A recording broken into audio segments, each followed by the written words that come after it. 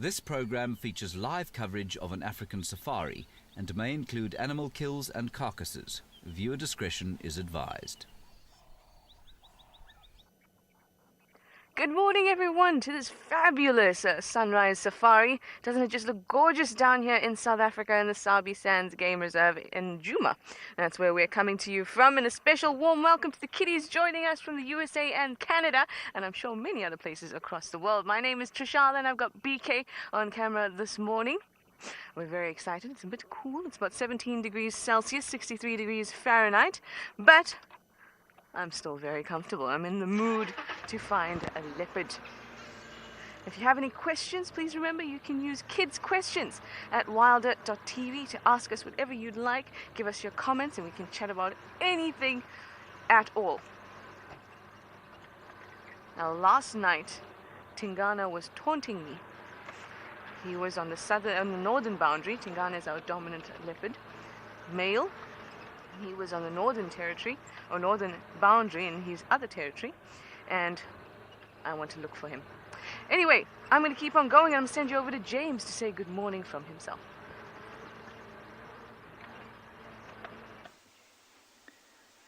Good morning, everybody.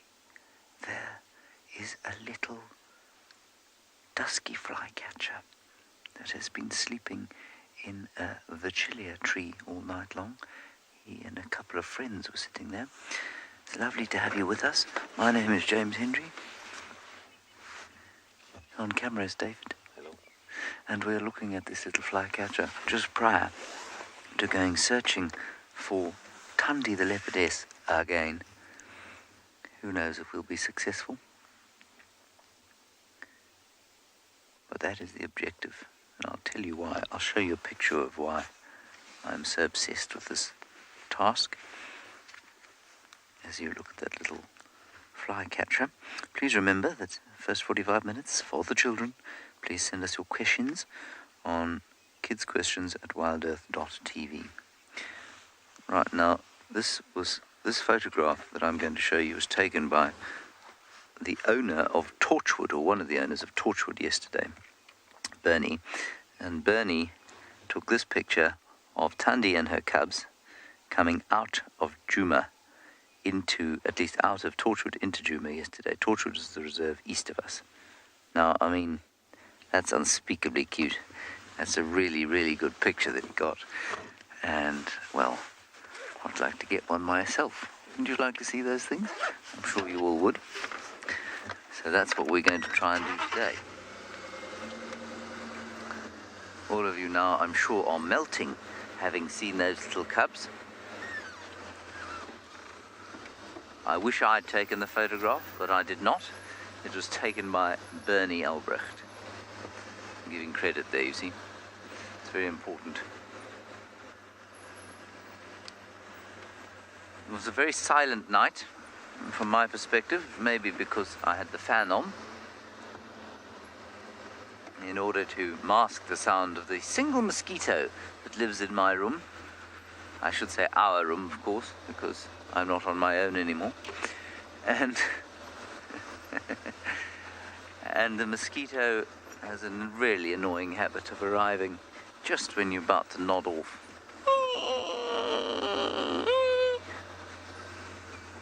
It's also quite a heavy mosquito. You can hear it hitting your head, or feel it hitting your head. So I don't know if there were any lions calling, or wild dogs whooping, or hyenas whooping.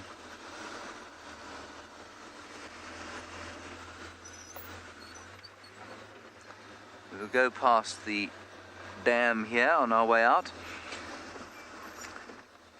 Our little grebes have been spending all of their time at the very far end of the water in the last few days, and so we haven't spent much time with these ones, but we have had the little family of 4 at the Biffles Hook waterhole,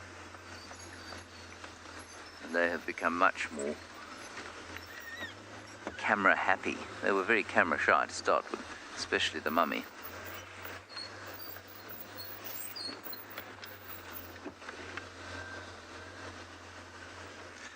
Hello Dave, you're 14 years old in Canada. I have seen one anteater, in other words, one aardvark, or ant bear in this particular reserve, and that was a dead one that we found way in the far east of the reserve. We see their tracks all the time, but we have never seen a living one, I don't think, on this program. And the reason for that is that A, they're very shy, and B, they operate in the dead of the night. You won't find them sort of at dusk when a lot of the other nocturnal creatures are around. They operate really kind of late at night.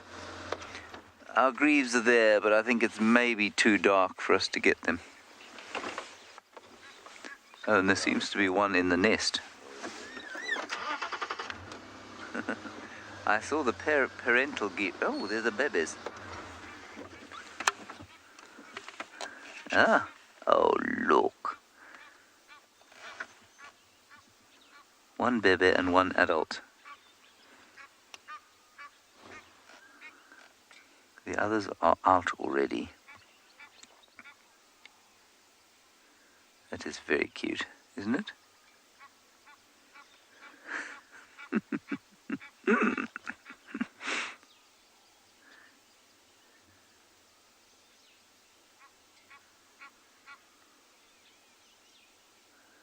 Oh, that's too sweet.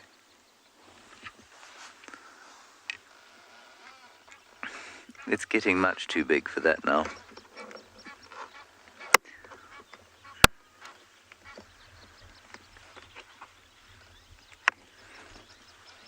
I mean, it's sticking way out the back there, isn't it?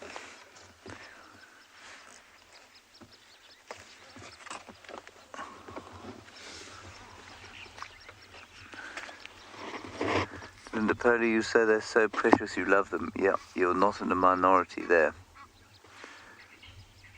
So I can see the other adult, but I can't see the other baby anywhere.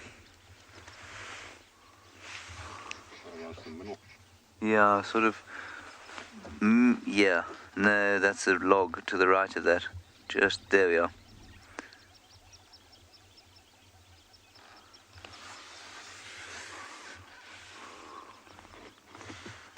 Oh, I hope no fate has claimed the other baby.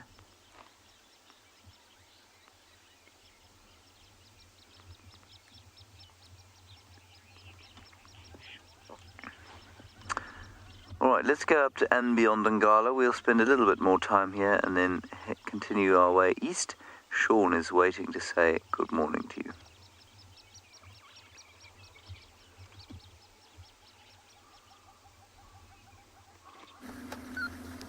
Okay, I'll do that. Good luck.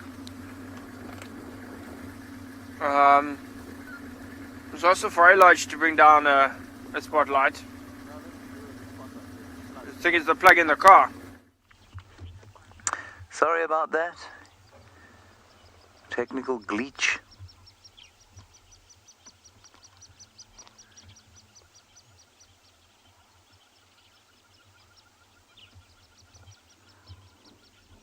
I'm just trying to see if we do have two babies here or just the one. I think it's really just the one in these parts. I've been looking over towards the other parent and not seeing anything there. Oh, hang on. No, nothing yet.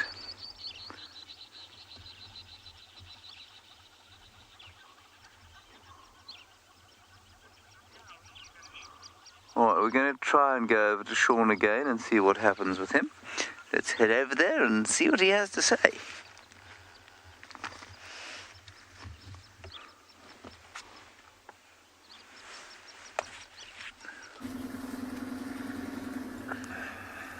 Good morning, everybody. Welcome to andBeyond Ngala. So this morning with myself, Sean, and we got Marcel behind the camera. There he is. There's his thumb. So we have done on this surprisingly warm morning, much warmer than yesterday, we have decided to come into the south. So if I show you the map, we can get an idea where we are. So the last couple of days we have been traveling around the sort of central part of of Ngala. That's where sort of the lioness has been with the 2 cubs that Ryan saw. Trying to remember what else we've been seeing lately, but Eric saw the wild dogs and the leopards and the hyena all up here. We are currently down here. So we're between these 2 water holes, and we're going to patrol. We came down this way, we went across, drove here, and then we're going to cut more this way and go back up into the middle. So we're just exploring down around the south here, seeing what we can find. Generally a good area for things like elephant bulls, herds of buffaloes. As we go sort of more to the central part, it gets better for the plains game, you know, zebras, giraffes, wildebeest, maybe some kudu. But then we're also hoping for, you know, a different pride of lions to the Birmingham pride, one that we call the Mbiri pride. So hopefully they're inside here. We just see what the south has in store for us. It's a lot like where Rowan went into the west, and that, you know, 9 out of 10 times you're looking at just the goodness of the bush, but that 1 out of 10 times you're going to see some really cool stuff. So yes, the hoping we are on that 1 out of 10 times, and we see some really cool stuff.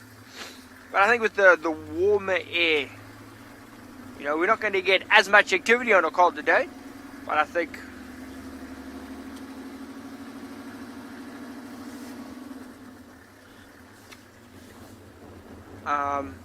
okay, so we got an interesting question from Shiva, who's 5 years old. She's living in New York. Hello, Shiva. Shiva wants to know if we carry guns to protect ourselves from the wild animals. Shiva, yes and no. So yes, we do carry a rifle, not really to protect ourselves from the wildlife or the animals. You know, our first aim is to avoid any sort of conflict with the wildlife. That's why we are trained to read their behavior, to see what they're doing, why they're doing it, and what we can do. So we avoid using the rifle. I would say I've had more inclination, more desire to use it on some of the guests I've had and the animals I've seen. But yes, we do carry one.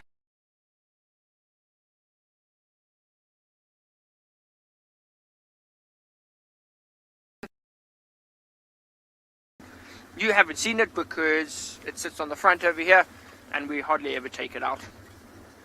Hardly ever take it out. We mainly use it if we go for a walk. So, you know, sometimes we get tracking,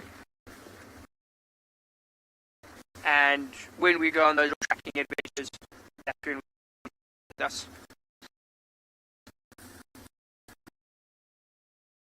Ngala, well, andBeyond Ngala, no one's used. Sorry guys, I'm sure we'll get Sean back in a moment, but we have found some leopard tracks in the exact spot I thought he would come in yesterday. It is for Tingana. These are male leopard tracks that we're looking at, and you can see that he's walked down, across. Now this here, can you see that there's a break here in the grass? We call this a game path, and this is where animals will move between or through blocks from one road to the other if they don't choose the road.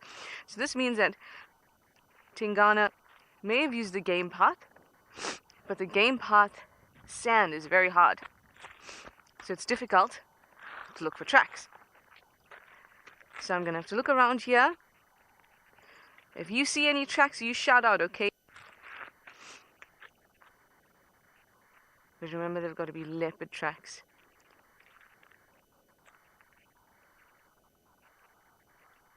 I think he's used that game path. So he went straight across. And I don't see any. Let's just look further here. Further down, sometimes he'll go into the grass in order to scent mark. And then come out again.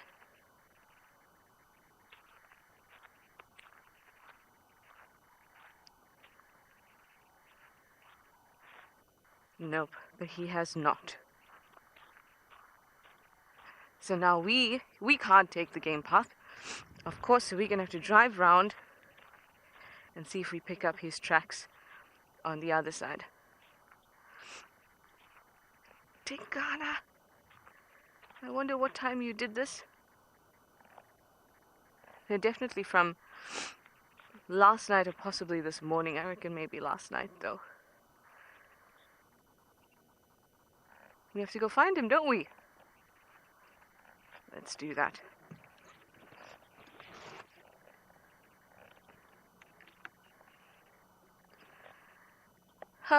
Last night he taunted me quite a bit. We're just going to wait for this vehicle to pass us. He taunted me quite a bit because we expected that he would come down, and he certainly did. He just took his sweet time about it and only managed to do it, obviously, when we were no longer aboard.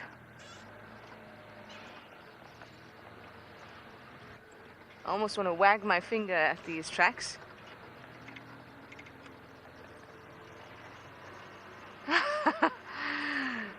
You saw me getting in and out of the car, and now you're wondering how tall I am. Tall was never a word used to describe me. Petite is probably a more appropriate word. I am 5'2", or 158 centimeters tall. As my grandfather would say, shorty makoti. Yes, indeed. But I would like to state that I was about this height when I was about 12 years old already, and everybody thought that, oh, I'm going to be so tall. I'm going to be like the tall uncles in my family. I didn't like the comparison, but still, nonetheless, that's what they said to me. And then, from that point, I didn't grow.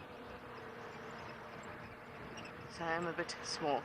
In my defense, though, because you would have watched the heave it takes to get up into this vehicle, this is a tall vehicle. It is. When I stand on the ground, this dash is kind of at my forehead.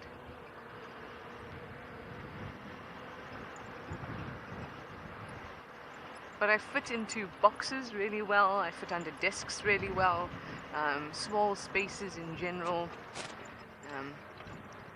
There was a time where Gendre, who was another cameraman, decided that he would suggest to me different jobs that I might be suitable for, such as drones that are piloted by a passenger, single passenger. He suggested that that would be good for me. Formula 1 driver, that's suggested by me though, not Gendre. What was the other one? Oh, to crawl into holes to retrieve rovers. Very specific job. All suggested.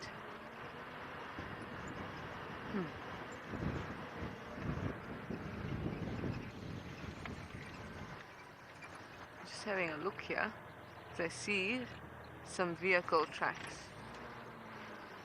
Okay.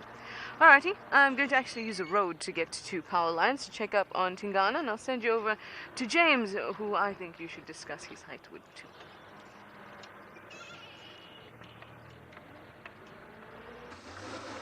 I don't wish to discuss my height, it's a sore point. I have, never really quite got over the fact that I'm, well, let's say less substantial than average in height. And, that's just the way it is. I don't want to talk about it.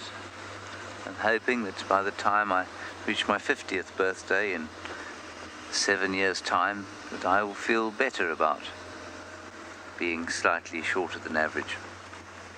Some people say I'm not slightly shorter than average. Some people say I'm quite a lot shorter than average, but I don't think that I am.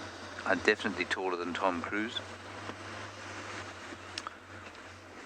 Let's leave it there, shall we?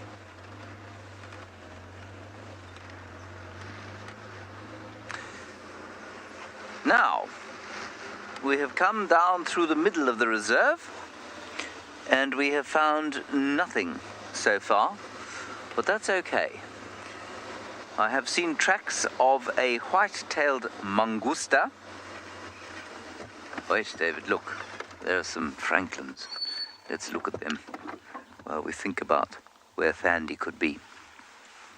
To the left of where we are now is the block into which Tundi and those little cubs went yesterday. We have not found any tracks coming out, but there have been elephants all over the place. And it is highly likely that they would have obliterated any tracks that there would have been coming out. So we're pretty much starting afresh. But for the fact that it is possible that Tundi has got a kill in this block. Look at the colours on that bird. The humble crested francolin in full display.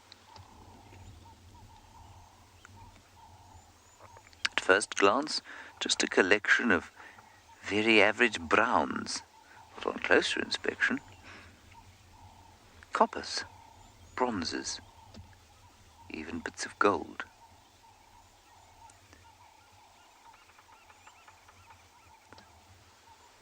And then in the background you can hear the bearded woodpecker tapping away.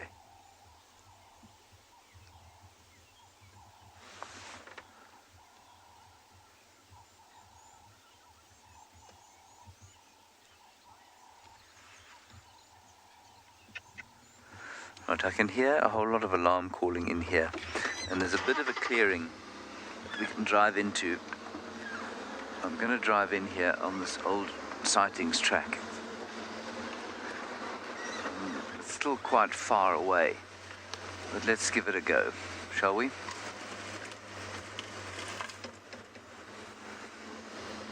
Sorry, I missed the comment there from Buddy Wiser. You must be getting pretty thirsty in these times. Except I'm not sure in the US if there's a prohibition like there is here. Oh, they remind you of quails. Yeah, they're very similar to quails, but they're much bigger. Well, not much bigger, but they are bigger. So what I can hear over here is a whole lot of francolins going pa-chee, pa-chee, pa-chee. Now, they could be shouting at a hawk eagle, they might be shouting at a snake, they might be shouting at just about anything.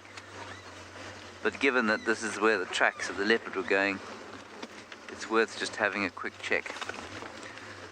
Let's go over to Sean and find out what's happening with him, and I will investigate what's going on in here.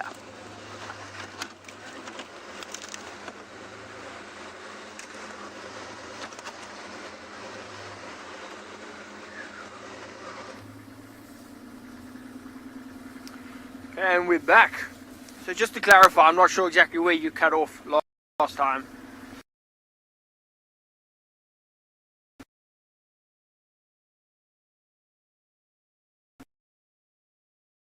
But I don't again. Yes, so we are. Yes, illegal. It would be. So we looked at all there were no animals. So we have continued. We're now heading. We're still quite far down into the south of the reserve. But we're heading in a more westerly direction, so back up towards the central part where we were when you linked towards me, or when you linked to me. Earlier we were on our eastern boundary. So that was the last road we could possibly drive on that side of the reserve, and now we're cutting more into the central parts again. This is close, fairly close to where we saw that pack of 30 or 28 wild dogs. So the potential down here is very good. You'll see now where we're heading, very different to where we've been driving. It's a lot more open down here. You can see small herd of impalas up ahead here. They're going to cross the road in front of us. It's a lot more open, more grassy.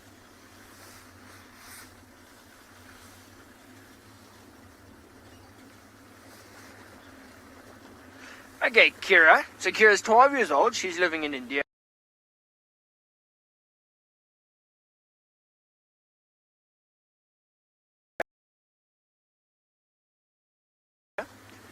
She wants to know what we do if we do come face to face with an animal. So Kira, it depends. If we're in the car, then fantastic. We just stop and we look at it. And we watch it and we take some pictures and we just follow it. Oh, okay. Come face with an animal. It's got a hat. Guys, I was just saying to VK, it looks like the sunrise has a beautiful hat on. A cloud hat. It's stunning. We were just saying that nature is showing off today with the sunrise. Again, it looks like a beautiful jelly tot.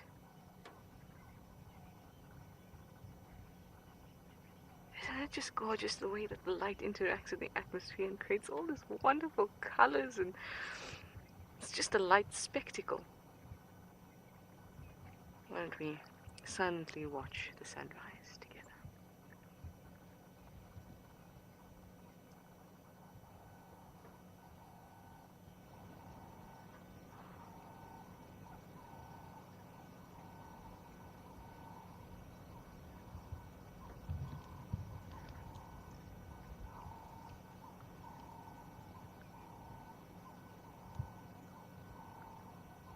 So cool.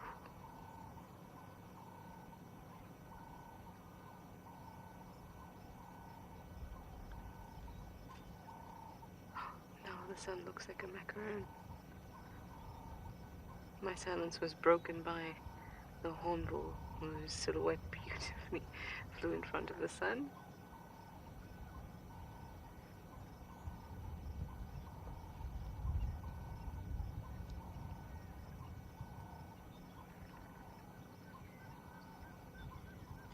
Don't you love how the edges are just not defined? They're all moving and swirly because of the heat in the atmosphere.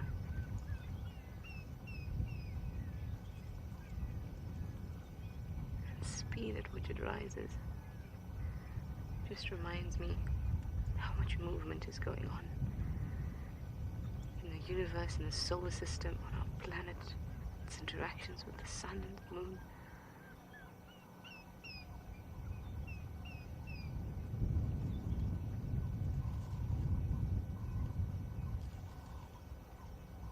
What a wonderful moment to just remind yourself how special all of this is. How special you all are.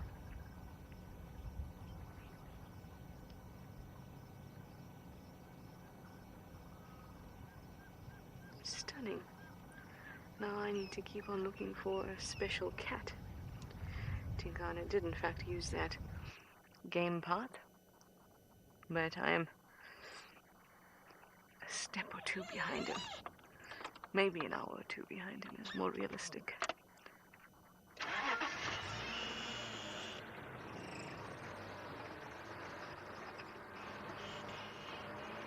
Was that Hasini? Luis, 13 years old, in India? You'd like to know, how can I tell?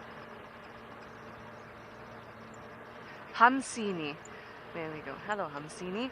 You'd like to know, how do we know if an animal is dominant or not? They display territorial behavior. So when we say dominant, what we mean or really is territorial. And when we say Tingana is a dominant territorial leopard, it means that he is A, territorial, and B, in this area, his territory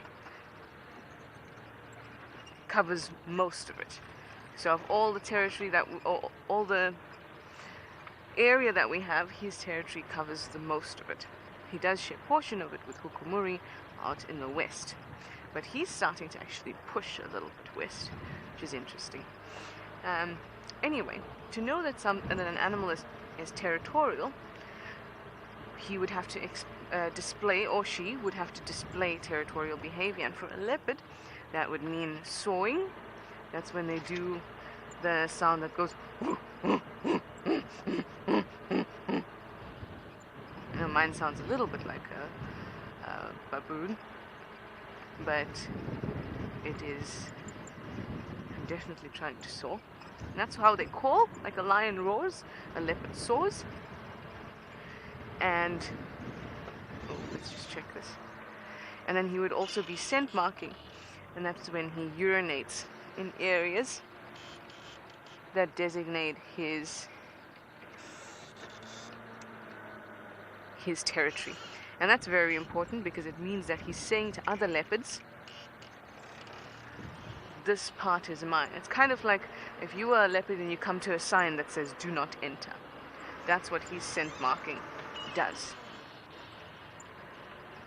This is private property, it says.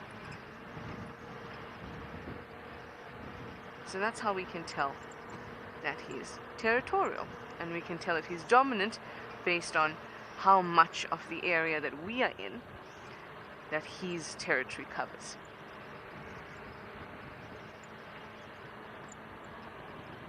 Now, I say that it's interesting that he's pushing further west, because a number of times now, and James has also mentioned, that he sees his tracks come all the way from the north down towards the south on Zoe's, sometimes even further west, Triple M, and then round again. Tingana's usual route, but just stretching a little bit more west. And that may be due to pressure from maybe Mulwati. Who knows? Well, we'll find out. Anyway, I'm going to keep on looking, see what I can find here in Zoe's. I'll send you over to James, who's also looking for a spotty friend.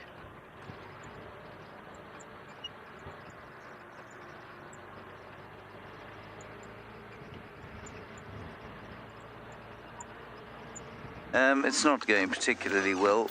We did find what the Franklins were shouting at, and it was unfortunately a brown snake eagle. Now we're trying to extricate ourselves from this block, which is not proving the easiest task in the world.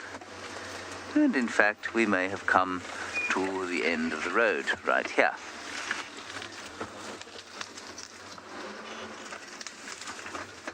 Yes, indeed we have.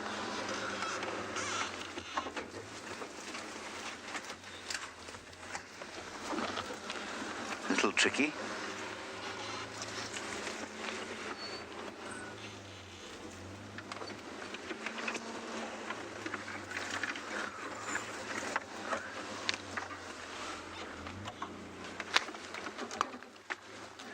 Anyway, we'll get out eventually. Alright, I think it's a better idea for us to go across to Sean while we get out of here.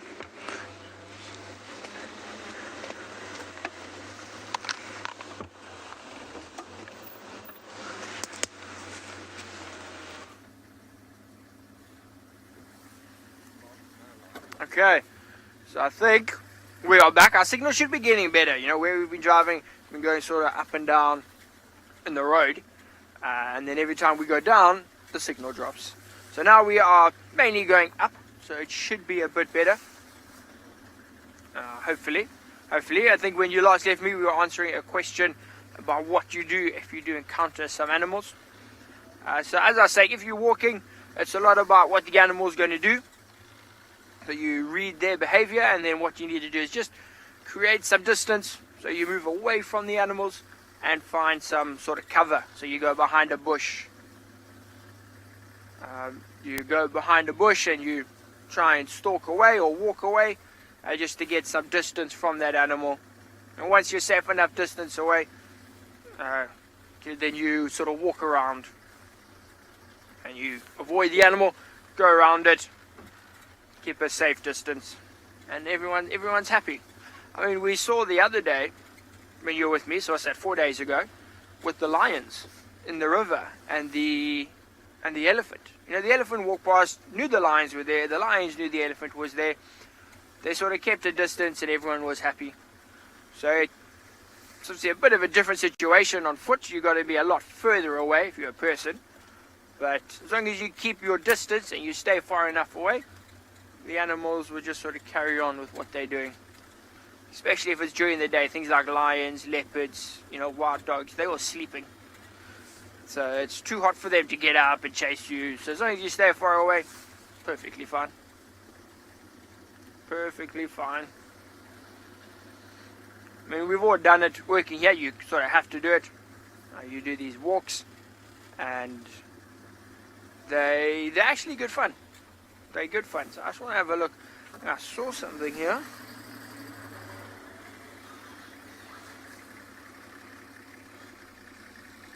Not sure what it was though. Ah, there it is. Ah, it was a little mouse that something had eaten. There wasn't much left. It was just a bit of red that I saw on the road, and it kind of stood out against the brown. That's where I saw it. It was likely an owl caught it last night. down the side of the reserve they've seen a few barn owls. I saw a wing of one once in a tree. And then when we tried to get a look, it had gone into the hole in the tree. So we couldn't see it. But we did have some tracks of a male lion along this road. So we just driving very slowly, trying to see where it was going, what it was doing. See if we can find it. This is the last sort of direction that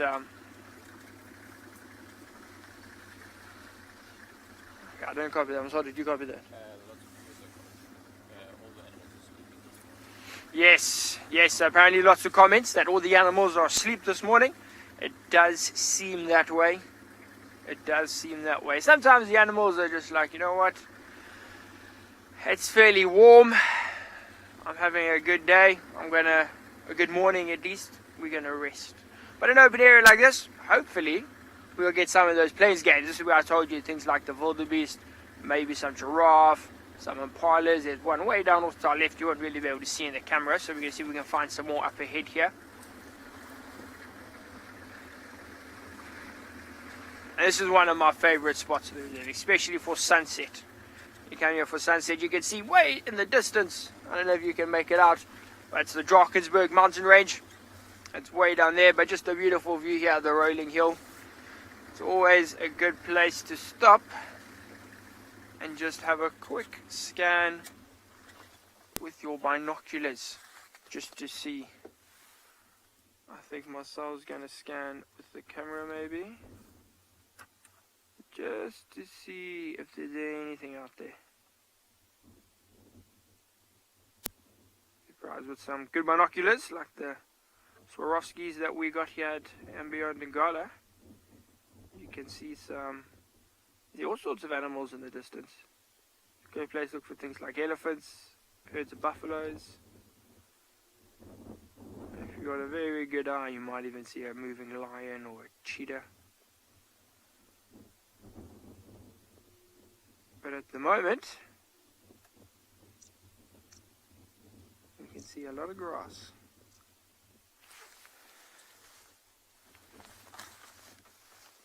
A lot of grass, nothing else that I can see. Still seem to have it. Ooh, what is that? Oh, no, it's a branch. I saw a branch. But you can see how different this sort of vegetation is to where we've been driving the last couple of days, further up in the central parts, well, around the river, really.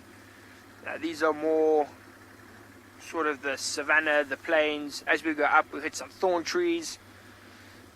Some acacia woodland is what they call it.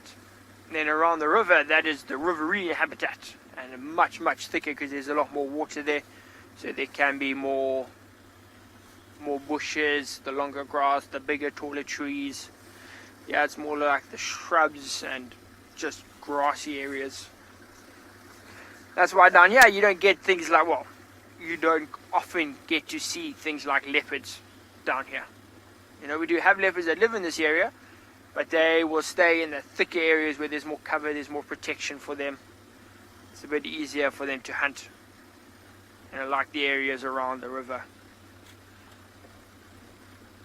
This is more sort of animals that don't stalk country. Maybe some wild dogs. That's what I was secretly hoping for, was the pack. I think we haven't even seen an elephant this morning. Generally, there's a wildebeest way down the road there in the distance. There's one guy, most likely the dominant sort of male of this area. If we stop here, Marcel there, he's trying to zoom in. So there he is. That's the wildebeest. And now this would be his territory. It's a very good territory. It's a safe area. There's lots of food for them. The water holes. There are a few water holes nearby.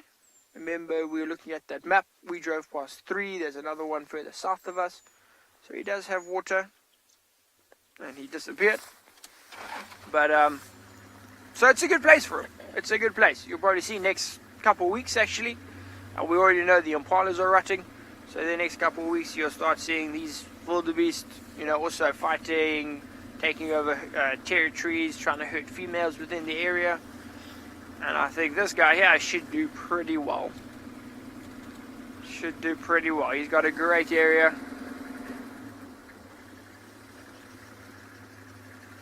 But while we carry on seeing if we can find any more tracks to these lions, what we're going to do is send you back across to Trish looking for leopards.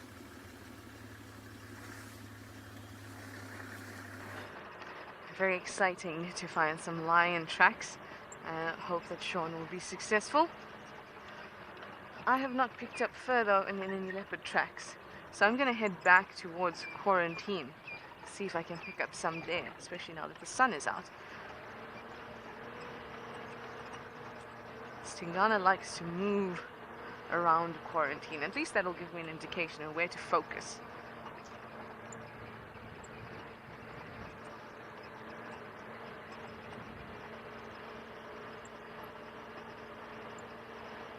Clyde, you'd like to know if I've made friends with any of the animals? Clyde, I like to think that all of the animals are my friends. But whether they think that I am their friend, that is a separate issue.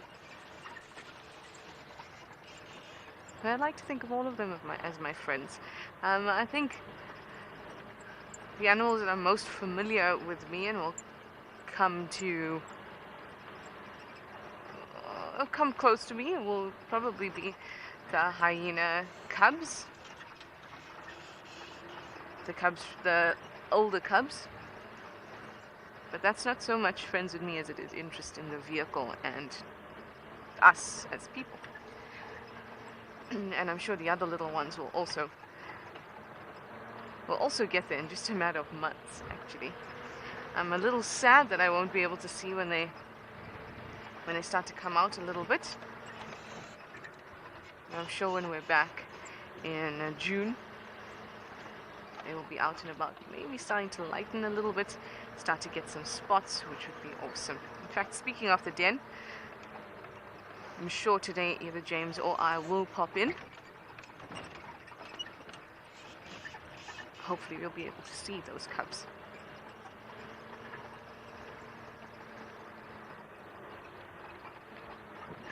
I just want to go around Quarantine and see if we can find any evidence of Tingana walking around first, and then we can go around and pop into the den.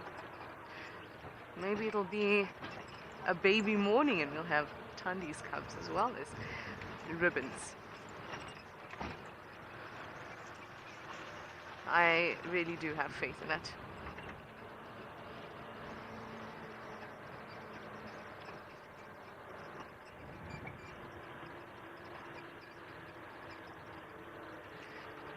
Zach Curious, you'd like to know if I ever fear that my car may start a fire with all the dry grass. Luckily, if a car is working correctly, it should not be sparking or in any way causing a fire. And we like to think that our cars are working correctly, particularly from a mechanical point of view. And we do have a mechanic who will make sure that we're not starting fires out here in the bush. At the moment, the grass is not too bad at all. So for a fire to start, we need dry grass. We call that a fuel, because fire can't just start without having, or can't keep on going without a fuel. So we have dry grass and vegetation would be a fuel. And then we also need wind for it to be a big problem, because that will spread the fire. And at the moment, hello Crested Franklin. At the moment, though the grass is a little bit dry, it's not very, very dry. As we get into winter, it'll get very dry, and some wind will start to pick up as well, which will be a fire risk. But that fire risk definitely won't come from the car. Now these are some Crested Franklin, which are very noisy. And they are just looking for some breakfast. Nice and fluffed up and trying to warm up. And a bit of cleaning. Lovely. Anyway, that brings a close to our kids session, all you wonderful kiddies. And we're going to invite everybody else on board, grab a seat, and get your questions and comments ready using the hashtag WildEarth or the YouTube chat stream or Twitch.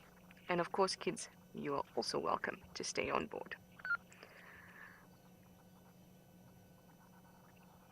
We hardly ever get to appreciate these guys.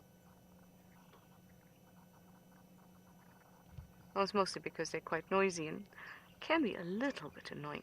But I say only a little bit, and I say it very quietly, because they're all beautiful.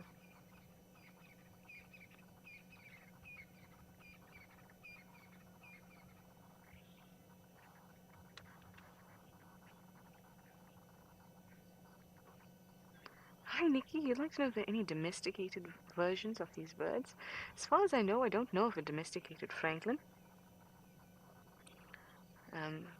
But there are many, many rural areas in South Africa, and I wouldn't be surprised if people have domesticated them to an extent, or just kept them, whether that's actual domestication or they just have them in the yard. People have eaten them before, though. I can tell you that. In rural areas, I guess they look chicken-like, you know. But from what I understand, they don't taste very good, apparently. It's from what I've heard.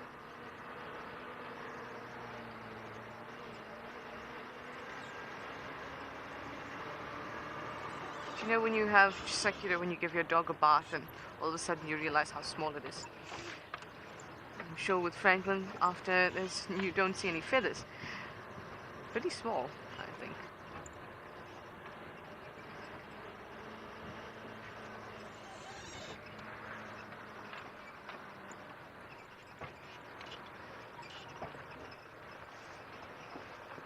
They're very noisy. And like I said, that can be very annoying at times, especially if they're doing that at about 6 a.m. in front of your room on your morning off. But they sing, they shout in duet, which is quite pretty to watch. It really is a little special, because they shout them like that, and the two will shout together. One goes, and another goes, it's quite cool. And yes, this is a very factual representation of their sound. Not. Alright, quick look around quarantine, and then I promise we'll pop into the den because we owe it to Ruben. I'm going to send you over to Short at andBeyond's Ngala and see how his search is going, give you a bit of an update on those lion tracks.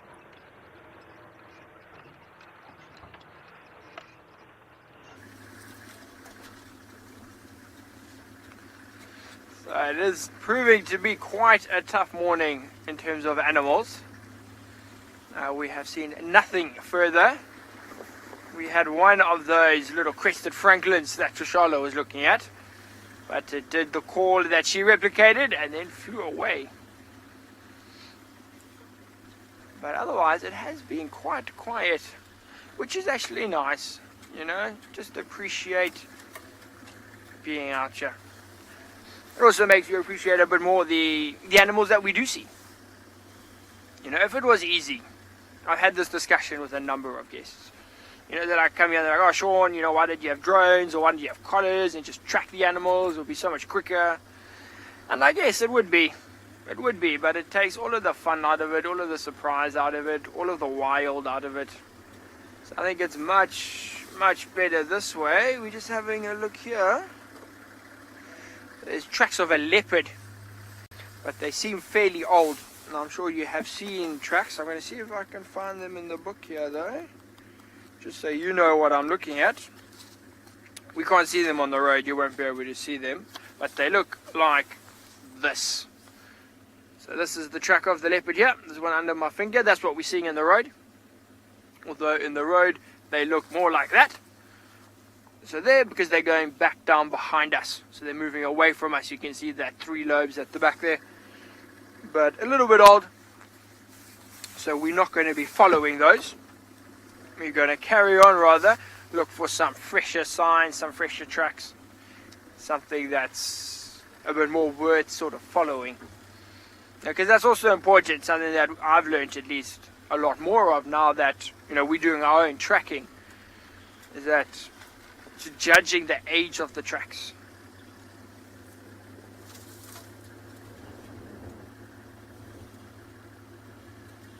Talking about monkeys. I think we got a question from Zara, living in California. I believe she asked, do we have monkeys on andBeyond Ngala? Zara, yes we do. Yes we do. So we got obviously the baboons, which we have seen. And then we got these little monkeys called vervet monkeys. And I think we actually have a picture. So they're a bit smaller than the baboons. They're not lighter in color. So if my cell focuses over there, that one there on my finger, that is the vervet monkey. So that is the one that the monkey species that we get here. And they're quite naughty. They mainly live along the river, eating all the little fruits, the berries, the seeds. Sometimes they come into the lodge and they will steal, you know, a piece of bread or something in the lodge, if guests aren't looking around. So those are the two monkey species we get. And then once we had a monkey called a Samango monkey. Now the Samango monkey doesn't actually occur in this area. He just appeared one morning.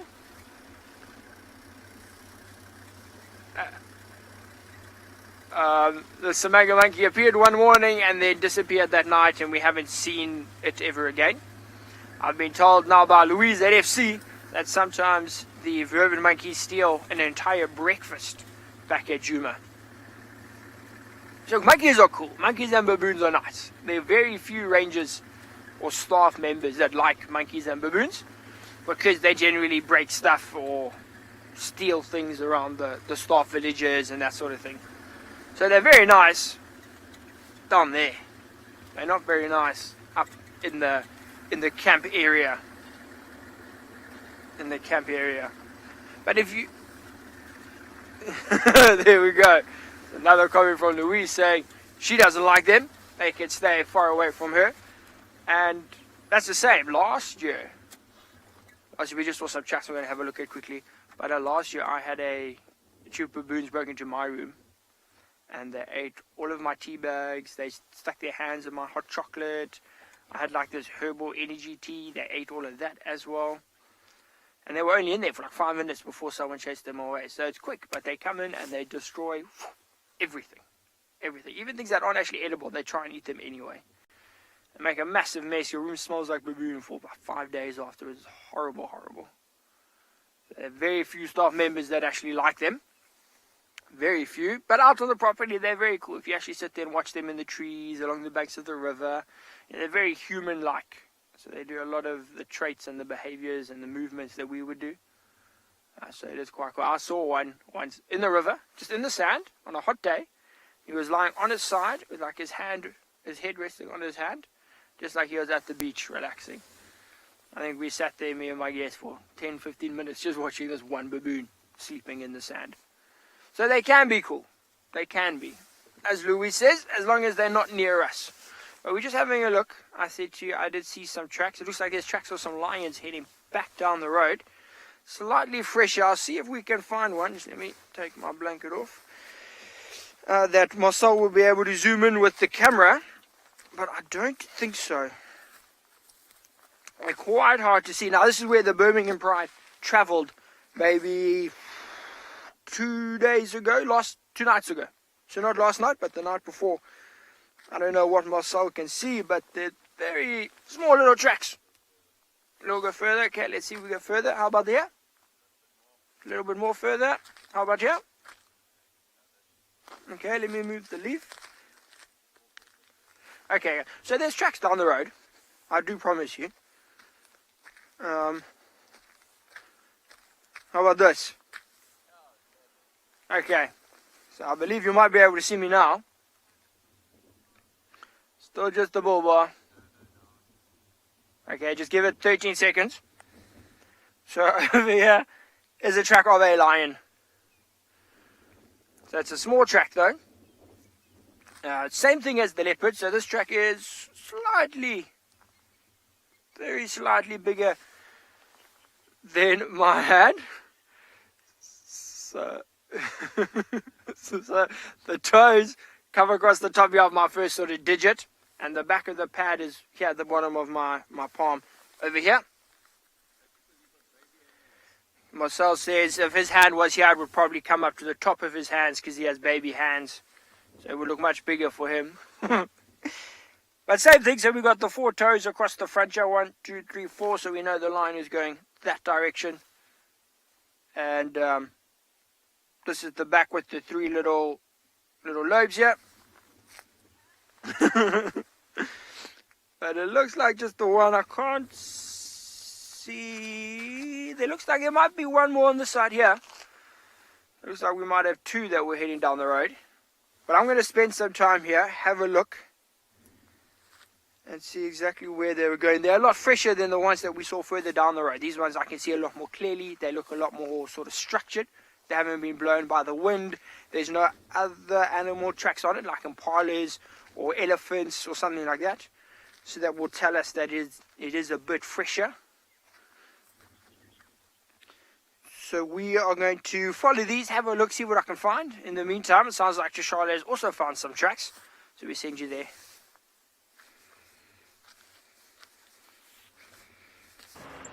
I certainly am. I've now come back to where my first tracks were. Just making sure that he didn't walk down tele access.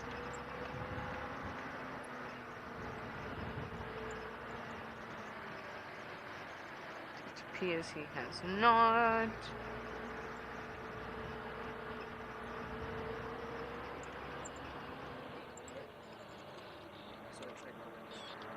Oh, those are the old lion tracks.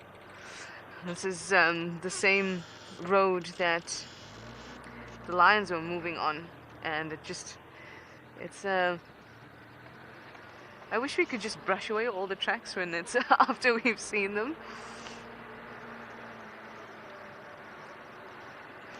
Because the cub tracks of the lions have been getting me so often when I've been going on via tele-access, because they've been walking all over the place. And so normally they'd get the tracks would get destroyed from us just driving. But when cubs are playing and jumping all over the place, you think you see one leopard track amongst the others, and no, it's not.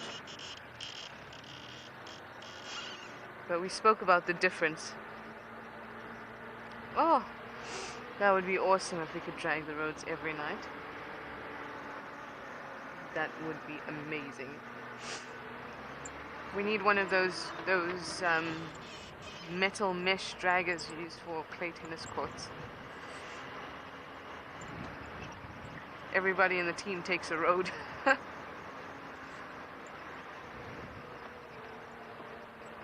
have a look. Yeah.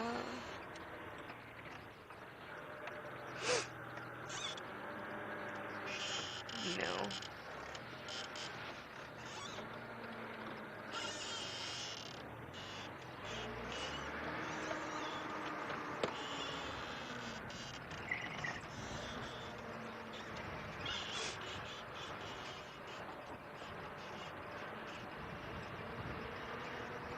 Hi, David. You're 14 years old and you're from the United States of America. You'd like to know, do we ever see ostrich? We do. Occasionally as we may see cheetah. I've seen ostrich twice now on Djuma. Interesting looking birds. They remind me of ballerinas.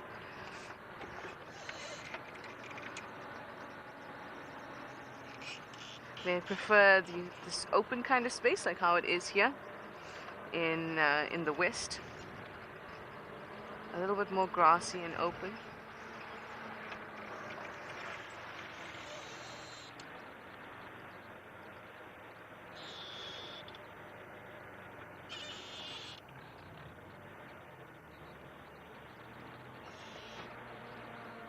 Oh, Louise. It was a gymnogene that just flew off.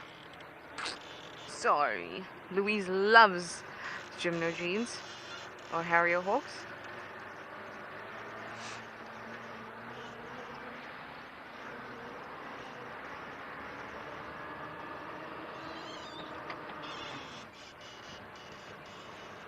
We have all the elephants gone as well. Sure, we'll catch some of them today. I would love to see some ellies before I go. Oh, Shauna, you'd like to know how far we've got to drive to get fuel for the vehicles. During normal workings of the world. Oh, there's some nice Impala in that golden sun. When the world is working normally, then we drive about an hour and a half. Just underneath the sun.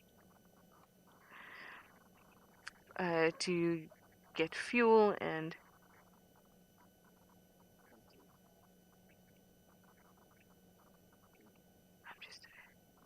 I'm just hearing something along here. And these guys are also alarming. Sorry, Shauna. I heard some alarm calls and got distracted. So it's about an hour and a half's drive to our nearest town, Hoedspruit, where we can get fuel. But that's when, when anyone can travel for any reason, not just necessary travel. And... it's two boys fighting here. And at the moment we have 3 huge barrels of fuel that we use. Let's watch them. When we get too close and they stop fighting and start staring at me. Bernice, you'd like to know if we're still in lockdown? There's different levels to lockdown, so we're not in lockdown level 5, which is the worst one. We're in level 4, and the president last night recently said that we'll be swiftly moving to level 3. So at the moment we can travel home, and especially because we are an essential service in broadcasting, that means that we can travel home to our various provinces. But you can't go on holiday. You can't.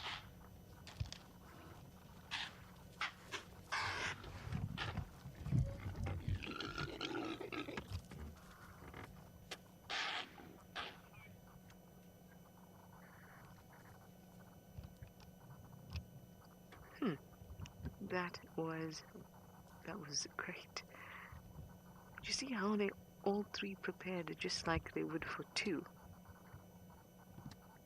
And they butted heads in a perfect little triangle. That was awesome. I'm going to sneak forward because I want to watch them.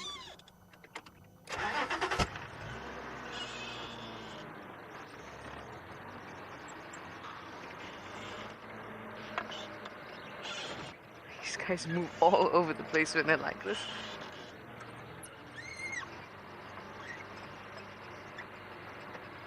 Okay, let's watch from here a little bit.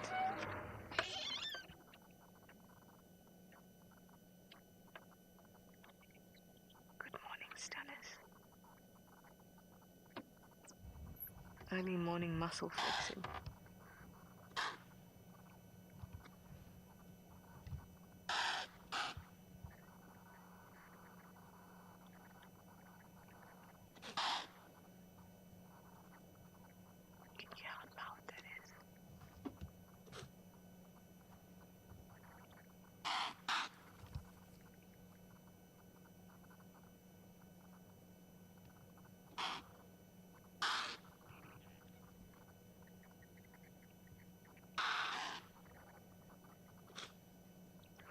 That was a wet one.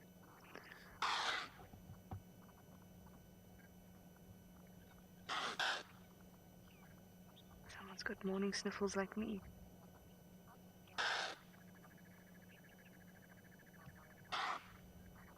Hi, Alaranga. Interesting question. You would like to know if 2 are getting up on 1. Wow, 1 is very snotty. I'm just going to have to watch and let you know. 1's definitely being left out of the general flight a little bit more than the other.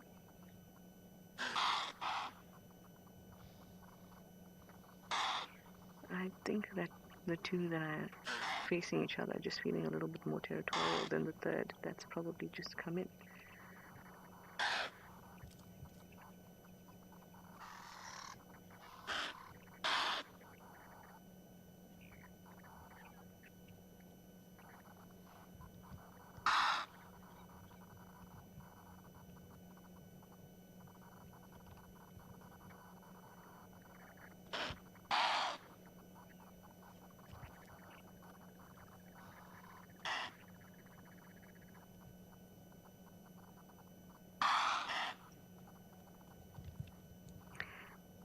they can actually hear other territorial males further south of me.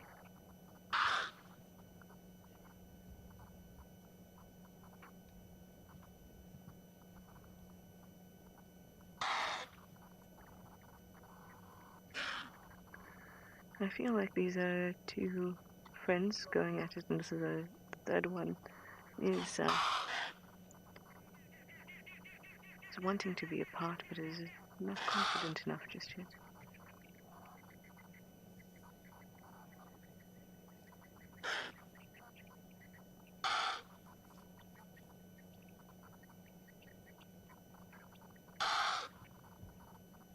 They seem to be paying more attention to the other territorial males that they can hear in the distance than to their own fight.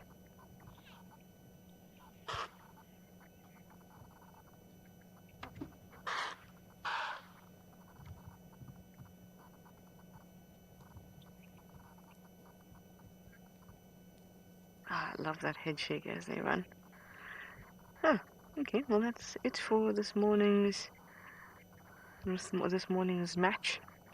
If I see any others, I'll let you know, but I'm going to keep on looking around, and then I think either James or I will swing to the den. But I'll send you over to Sean at andBeyond in Ngala and get a bit of an update from him, see how it's going on that side.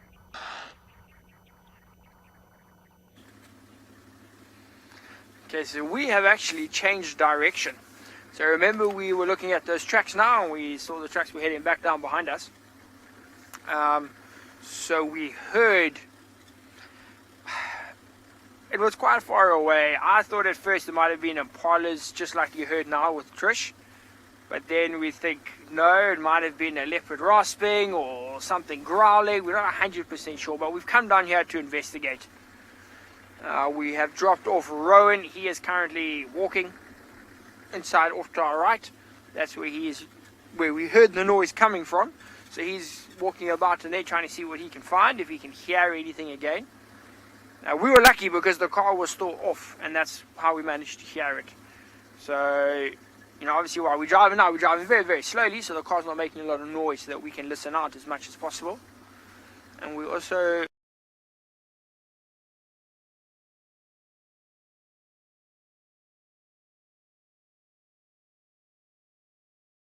looking for some more tracks on the road. Yeah, you road fairly sort of leaves, fixed a lot of for traffic, which makes tracks a little bit harder. That's another reason we are really trying to look for and around us.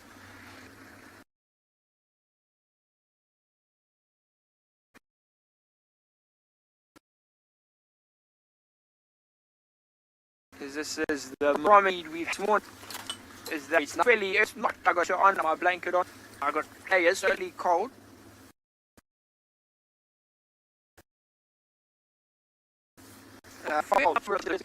Maybe will be active. Not a surprise, yeah, that's localization at this time of the day. But as it gets later and later, the chances of hearing that again will get smaller and smaller because now it's getting hotter. Animals are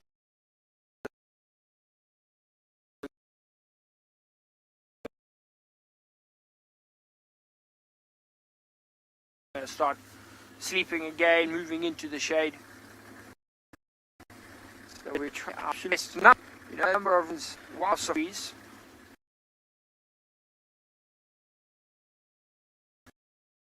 Are at the times that they are.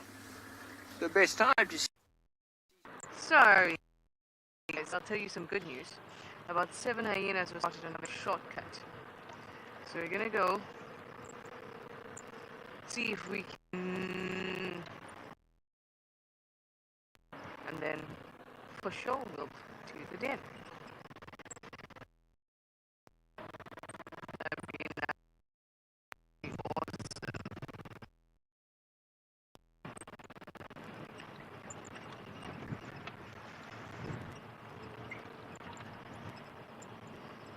Maybe kill somewhere in these blocks and attracted those hyenas.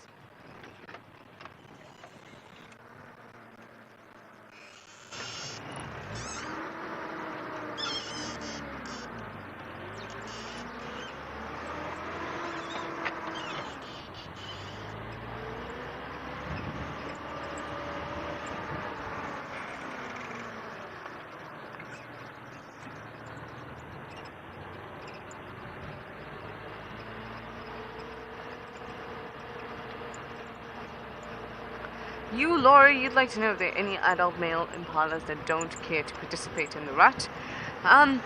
No, because it's not a decision. The rut is a result of hormonal changes that comes about as a result of shorter day lengths that causes a change and then releases more testosterone in the body of animals. And because animals continue to breed or continue to mate and hopefully sire offspring up until they die, basically, most animals at least, they will still continue to participate. Also, like I said, they're not in charge of whether they participate or not. It's a biological act.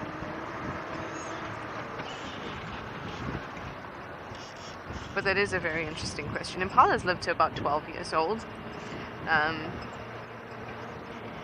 And about 8 years old is their prime. And those that are younger, you'll see them, they'll also try to participate. But they don't do very well because they're outcompeted by those prime individuals. So the older ones, so say 12 years old or 10 years old, may not be as successful, but they will still have the urge to participate.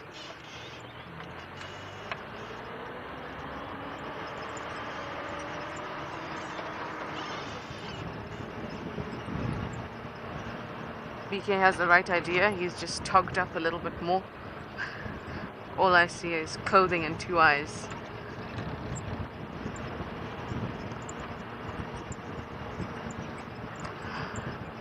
I know I'm sending you to James. I'm not sure what the last word was, but off to James you go.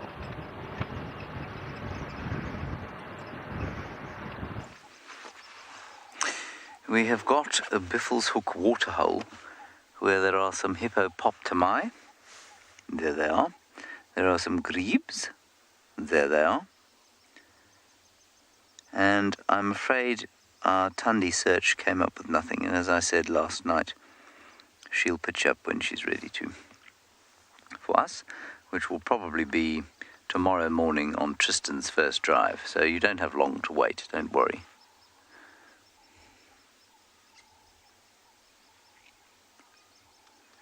There's lots of sounds of elephants around as well, so hopefully we'll bump into some of them during the course of the day. But the little group at Biffle's Hook seems to be growing, the pod. How many have we got? 1, 2, 3, 4, 5, 6. I suppose there have been 6 here for a while. Maybe just not in quite such close proximity to each other. One parent is doing all the parenting this morning for the grebes.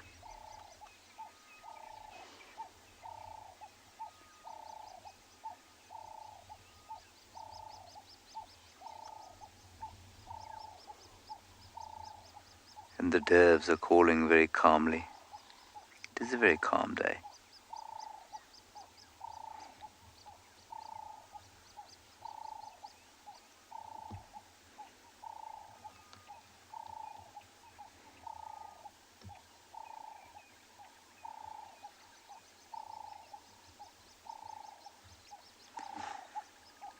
It's always interested me, and I've said this to you, a couple of you before, well, quite a few of you before, that I don't really understand why it is that the hippos don't gather in greater numbers in these waterholes. So in a place like this, or a place like Chitwa, which is bigger than this, you find hippos, and sometimes quite a few, up to 40, sometimes at Chitwa at least. But when things dry out, if you go down to the rivers, you'll find them packed cheek by jowl in the little remaining pools, but that never seems to happen in these dams, and I cannot figure out why that should be the case. And there were parts of Ngala, I mean, I don't know if you've ever been to Big Dam at Ngala on these drives, but it's a massive dam, probably midway the size between this one and Chitwa, and but there was always maybe one hippo there, often never a hippo at all.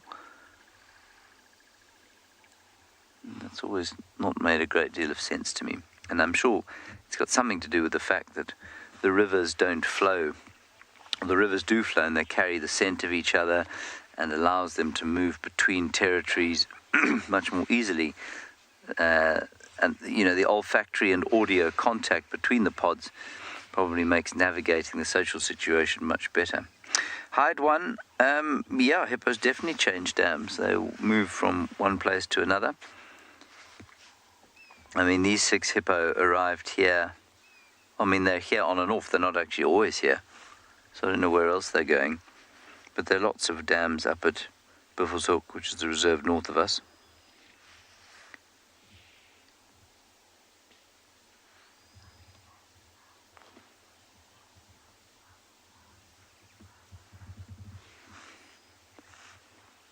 But it's probably got to do with the fact that there's a lack of olfactory and audio communication between the pods that draws them down towards the rivers as opposed to up into the dams.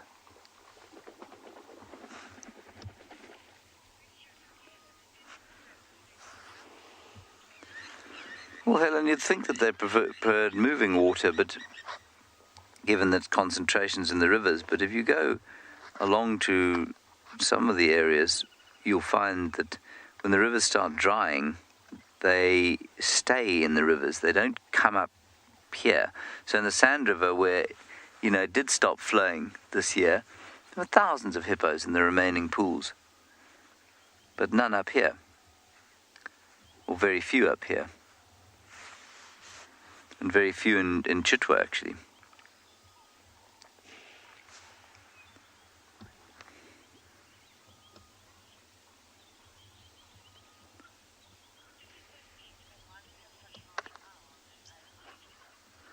Well, Adam, they've got big fat mouths for a number of reasons, and it's not really so much so that they can eat a lot. They eat grass, and they come out of the water in the evening to eat their grass, but their mouths are so big, probably so that they can display to each other. So you'll see them opening their mouths and waving them around and trying their best to show off their territories and threaten their counterparts who might be trying to take their territories. But they don't really need such huge mouths for the grazing they do, because they don't eat very much. So I'm not really sure, other than to say that they've probably got as big as they have because that's how they display to each other. Also, the bulls fight quite viciously, and those big mouths help them to do that, maybe. They eat grass, but not a huge amount of grass. You know, they don't eat anything like the same amount that a rhino does. And yet they're not much smaller, on average. There's a little baby one. There's a very nice light now, falling over Buffelshoek waterhole. It's always a good idea just to stop and listen in the mornings and see if you can hear any alarm calling, like we did from those franklins earlier. Unfortunately, it turned out to be a brown snake eagle that they were shouting at, and not a leopard and 2 cubs. They're not, Curtis. Hippos are not just aggressive, and it's unfortunately one of the misconceptions that's delivered by a number of guides around the place, that hippo, and websites and tourism sites and all sorts, they'll tell you that hippos are the most aggressive animals in Africa. They're not aggressive. They are easily threatened because they have to be in the water, which means that if they feel threatened about being in the water, if they feel like their water is threatened, they will become nasty quite quickly. And it's no surprise, therefore, that the people that are set upon by hippos are not people who are sort of minding their own business, people who are going down to the water and inadvertently get between hippos and the water. And then, yeah, you can have very nasty experiences with them.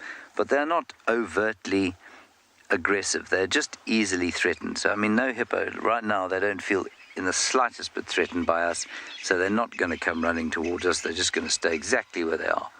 They're safe and happy in the water. If they were aggressive, they'd get out of the water and come and chase us. Now, that does happen every so often. If you get very close to a territorial bull in water, yeah, you could get yourself into trouble, but it's because you've got into his space, into his face. Obviously, there are exceptions, but I think it would be incorrect to describe hippo as so aggressive. There's a horrible incident at Londolozi a little while back where one of the guides was tracking with her tracker, and they were walking past a waterhole, a very shallow waterhole, where sometimes there was a hippo and quite often there wasn't. And this thing came out of the bush at them. I think she'd done exactly what I said. She inadvertently got between him and the waterhole, and the tracker didn't see it, and nor did she. And this hippo hit her, grabbed her by the arm, and pulled her away. She had the rifle in her hand, but obviously it was useless. And she was dragged along by the hippo, and the tracker chased the hippo and shouted and threw things at it, and eventually dropped her and went into the water. And thankfully on the vehicle there was a trauma nurse, and she bandaged this girl up, and they took her home, and I think she's not guiding anymore, but she certainly did guide for, in fact she is guiding, I just don't know where she's guiding. She guided for a long time after the accident, and it made a nasty dent on her right bicep, but she got away quite lucky. But it was a classic case of inadvertently getting between the hippo and the water. And I mean, it's a freak accident. There was nothing she could do. Right, let's go across to Trish. She'll give us an update. I'll move away from here and see what else we can find.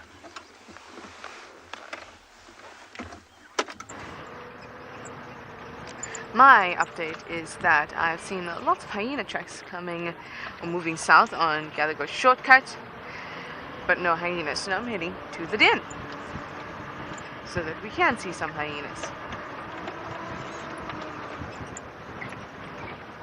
I would love if there's lots of members of the clan there, and the young and the older cubs, and of course if the younger ones come out, that would just be the cherry on top. I really enjoy spending time with the hyenas. I really do. Before I started here, I never really gave much thought to hyenas. I didn't think they were good and didn't think they were bad. I know the Lion King created a bad biological perspective of a hyena, or inaccurate rather, but didn't really change my perception of them. They were just animals, and I loved animals, so they were just another animal. But like I said, they were neither here nor there. And now, I just adore them. There's just so much about them. They're so intelligent. They show so much expression. There's something truly amazing about them.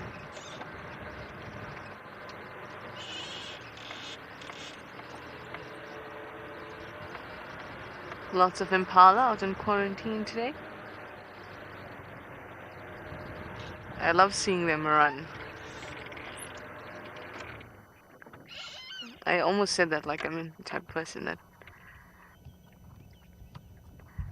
would run at them to make them run, or it sounded a bit mean, but I mean when they actually run together and you see their speed and they jump and all of that.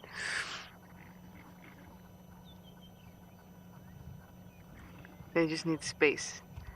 So that's why I'm hanging back like this.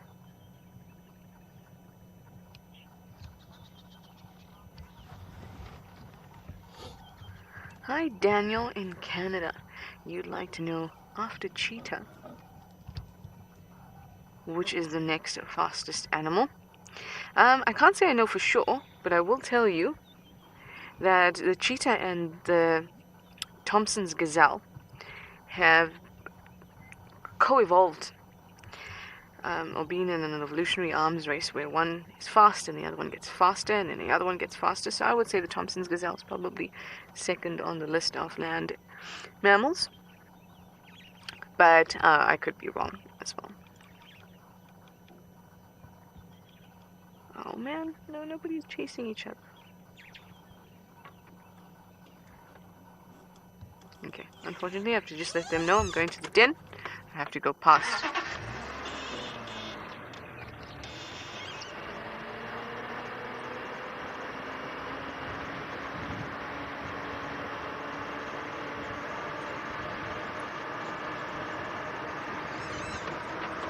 There's some animals that are ridiculously fast, like peregrine falcon. That's in excess of 300 kilometers per hour.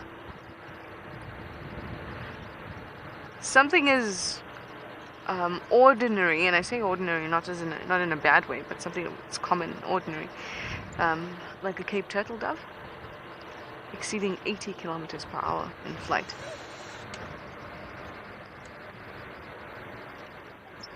Definitely many animals that have the need for speed, like you guys, don't you? Yes, you do. Also about 80 kilometers per hour.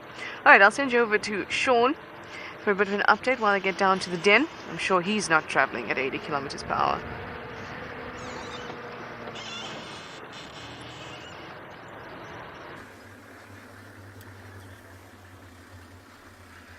Okay, so from our little search, as we were driving, we went to a place that had no signal whatsoever.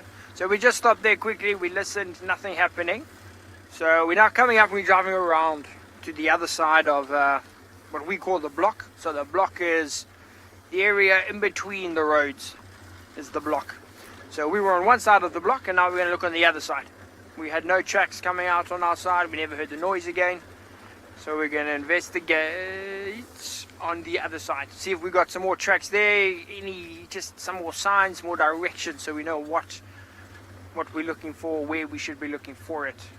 We heard that noise once, not again, so it could have been anything. Hopefully we'll hear it again, but if not, if we don't see anything, no fresh signs, no tracks, nothing, we will then maybe head towards that lioness with the two cubs, see if she's around, see if she's out, see what we can find there as well. Have a look. But I've been surprised. I mean, we've seen one or two impalas. We saw that one wildebeest further back where you guys were with us. Otherwise, no zebra, no giraffe, no kudu, no elephant. A lot of those sort of reliable plains game have just been missing. They've been gone. You know, it could be any number of reasons. Any number of reasons. Maybe a lot of the water holes around this area have dried up, the little puddles. So the animals are now moved from this area to an area with more water. It could be the pride of lions.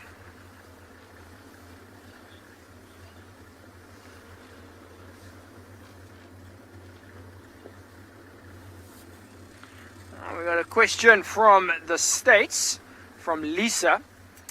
Now, Lisa wants to know what that little chair is in the front of the vehicle there. So, Lisa, for us, that is the tracking vehicle. Well, the tracking chair, sorry.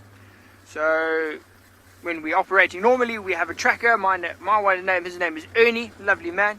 And anyway, Ernie sits on that seat over there. And that allows him to see the tracks on the road. So, you see, sometimes when we're driving, I'll drive sort of on the side of the road, either that side or this side, so that I can look down and see any tracks. It's obviously a lot harder from here though, because we're going to drive over them. Where when Ernie sits up front there, he's got a very clear view of the tracks, so he can see very nicely. And you'll notice, Lisa, all of our andBeyond vehicles will have that tracker seat. Some vehicles don't, some lodges don't have trackers. You know, like so for WildEarth, they don't have the tracking seat because the tracker there will sort of block the view and just inhibit a bit of the experience. So they just take the chair out, there's no need for it to be there. And that's why you'll find some vehicles do and some vehicles don't have that seat. It just depends on the lodge that you're going to, if they use trackers or not. But all of ours will have, they are more comfortable than they look. You know, it's just that chair, so it's got a thing that folds up, so you do have a backrest, and it's got one handle. and can be tricky to stay on, depending on who's driving. It can be quite tricky, but they're actually quite comfortable. I have been sitting there quite a lot recently when Eric and when Nikki drive. Myself and Rowan, we'll go out to track for a bit, and it's good fun. It's good fun. It's an interesting chair. It's an interesting chair. The one thing I don't like though about that chair is because you're so far at the front, Lisa, every single spider web that is across the road in the early morning just hits you, foot in the face or on the chest, or tickles your ear on the way past. It is horrible. Horrible. That's why I like winter. Winter, there's no spider webs, so you can drive and you're free. You don't have to pick at your face all the time. You don't have to pull spider webs out of your ears. Winter's definitely my favorite season. Definitely. Now this is where, just a little bit further down, is where we think we heard the noise coming from. So you'll see shortly we're going to head into a bit of a clearing, just on the other side of that.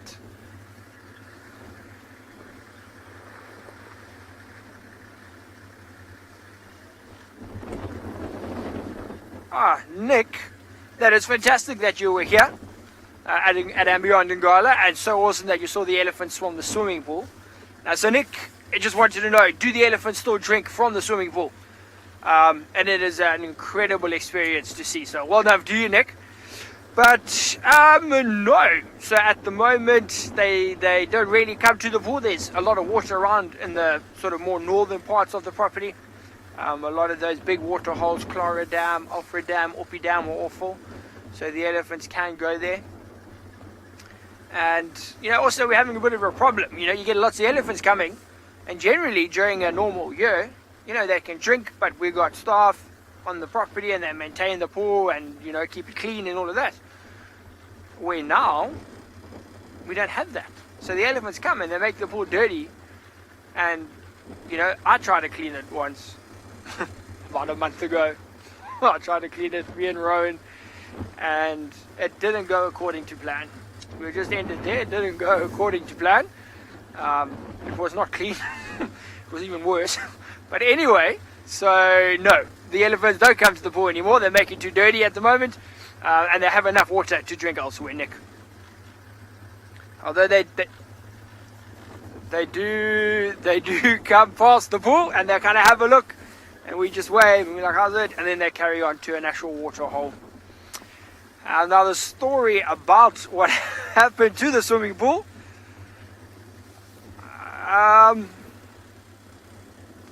Just let me see. I don't know who's listening, so maybe we'll tell you later this afternoon. I just need to see where my job is and all of that sort of thing. Let's just say, for now, it wasn't clean. It wasn't clean. But it is now. Now it's perfectly swimmable. It is usable. Nick, if you come back, you will be able to sit in it. We didn't break it that much. But it's getting cold now. It's getting very cold. I went to feel the water the other day. It's fresh. It is fresh. But I have actually yet, working here 3 years, I've probably been in the swimming pool twice. But while we carry on looking, listening, waiting to see if we can find anything, what we're going to do, send you back across to Trish, who I think is either at the Hyena Den or on her way.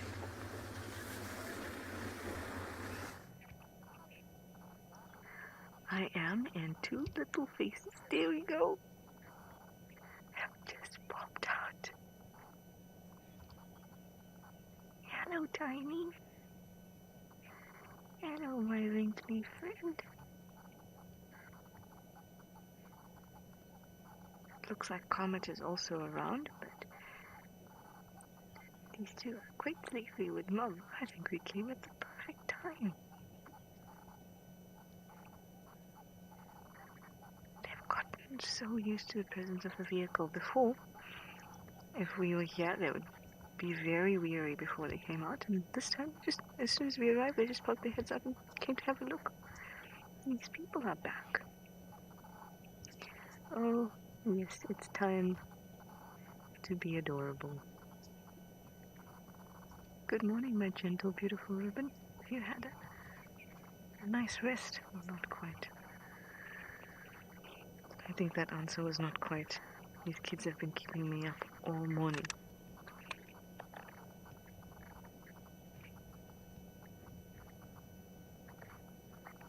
I'm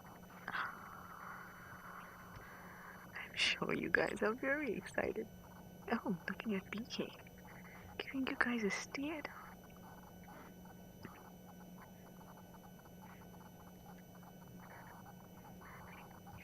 Okay, I could not have asked for a better way to spend this morning. Okay, if I want to spoil myself, I'd say maybe Swazi and Bailey and Sutu, if they came along, I'd be spoiled. Absolutely spoiled.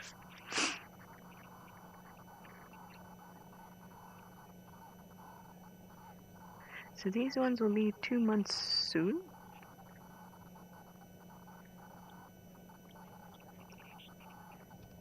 Hi, Sophie. You're 10 years old. You're from California. You'd like to know what is the role of a hyena in the ecosystem. Well, a hyena is a carnivore and a predator, so they keep herbivore densities down. That is the number of herbivores, because if you don't have something to eat something else, then the numbers get uncontrollable. And the same goes for herbivores. If there's no herbivores around, then the landscape changes because there's nothing to eat the vegetation. So hyenas play a key role in keeping numbers of herbivores and antelopes down. They also play a key role in the digestion of material that others don't, such as skin, bone, kind of like a cleanup crew. Because they can break down bones, and then once they poo it out, it's more easily available. Those nutrients and minerals in there are more easily available to the soil and the ground, where it can create a nutrient patch. And on top of that, many animals, oh, look at that, need calcium.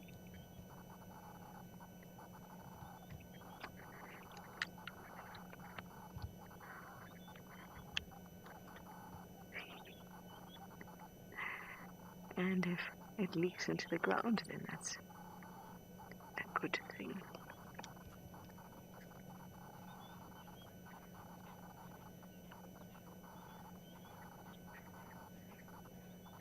These are just too sweet. We need to have a bit of a suckle now.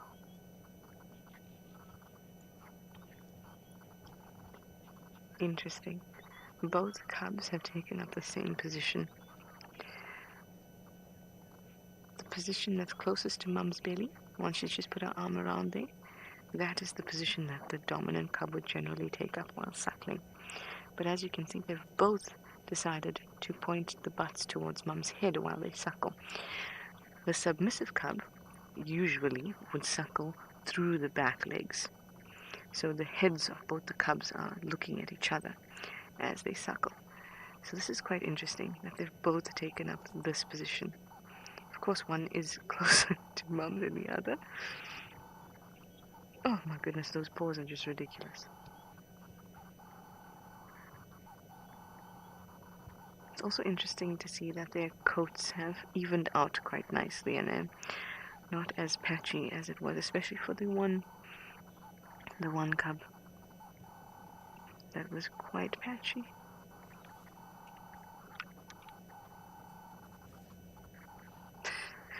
I'm out and then I'm reversing back in.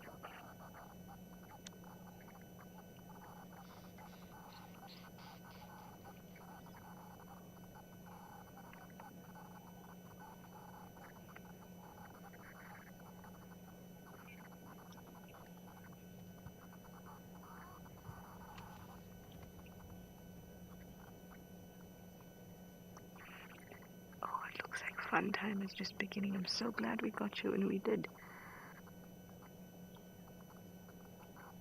A few tender moments with Mum, some playtime.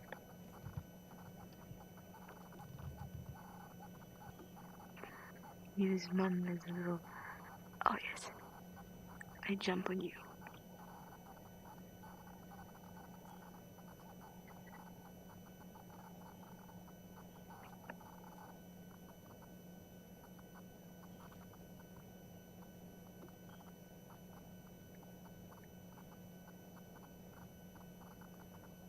She's so patient and soft and gentle. It's a side of hyenas that people don't usually get the opportunity to learn about. I don't really blame people for that. And it's just that sometimes you don't get the opportunity to learn about these things.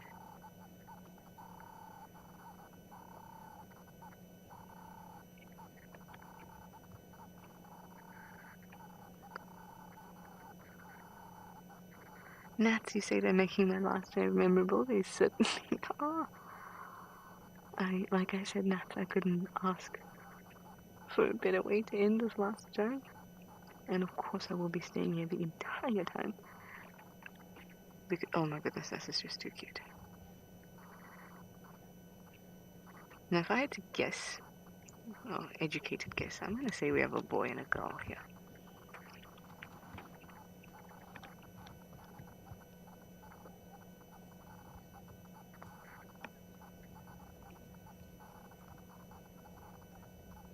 It's very hard to tell when they're young, but that's what I'm thinking. Oh, tumble time.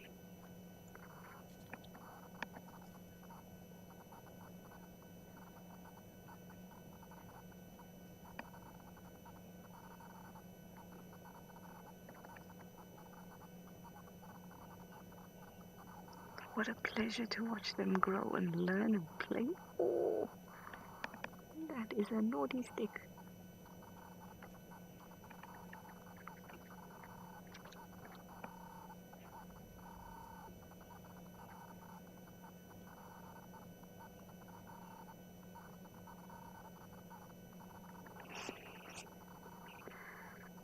Just wonderful. There's a couple reasons I say boy and girl.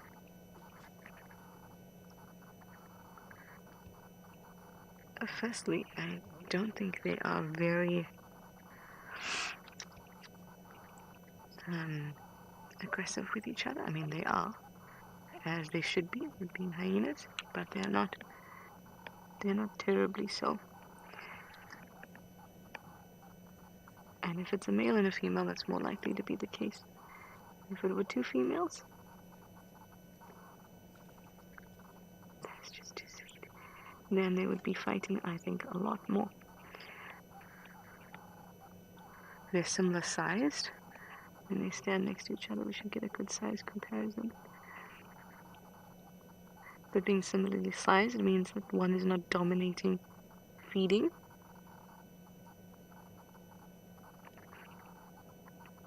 Thus also seeing their penis and or pseudo penis. One, to me, looked quite boy-like.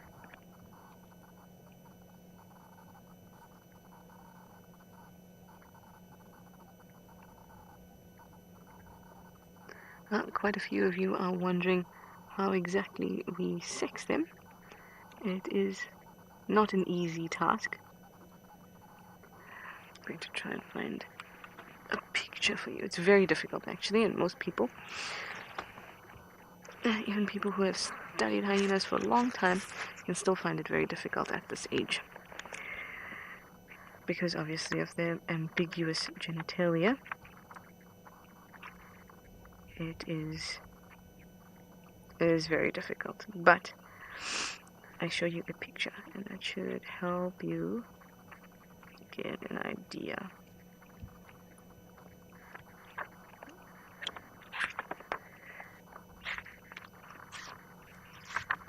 Where is it? Where is it?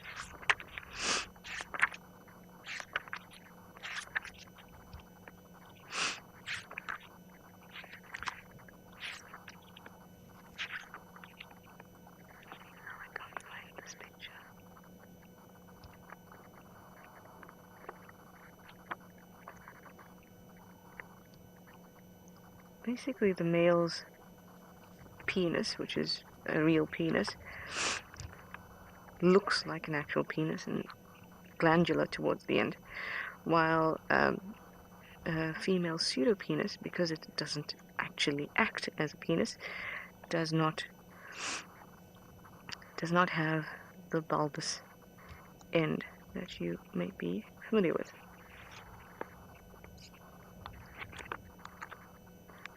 Definitely had a picture in one of my books, and now I can't recall which one.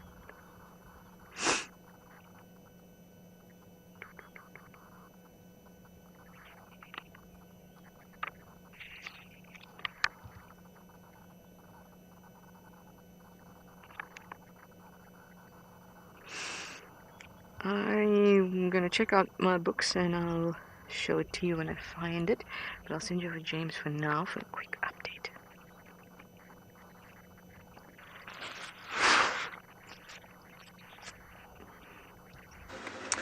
We are on our way down to the old den. I'm just going to have a quick look in there in case you didn't perhaps come across. We had a lovely sighting of a Bennett's woodpecker. Unfortunately, it flew away. A couple of squirrels. No sign of those elephants yet that I heard in the distance.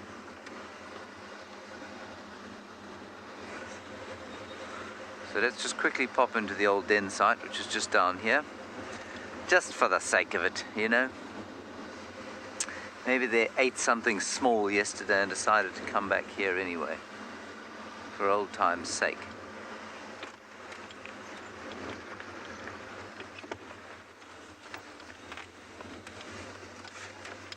We're not far from there, only about 1 minute at this stage.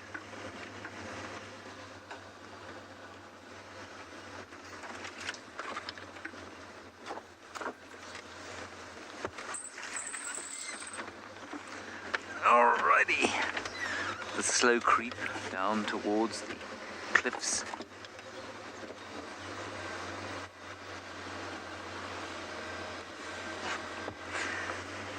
I don't know what to make of this. Maybe they are sitting on a kill in thick bush.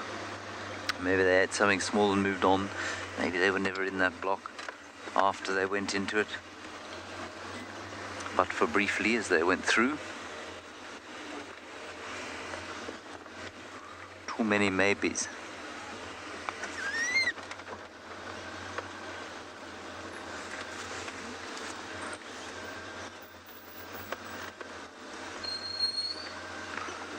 No, Matt, Djuma is definitely an open border reserve. It actually doesn't have a fence. So it's 1,200 hectares, which is part of the Sabi Sand. It's part of the Sabi Sands, which in turn is part of the Greater Kruger, which in turn is part of the Greater Limpopo Transfrontier Park. And there are no borders around Djuma at all, just human borders that we can't cross. But the animals are obviously completely free to come and go as they choose. Sometimes I often wish that they choose not to use the borders quite so frequently.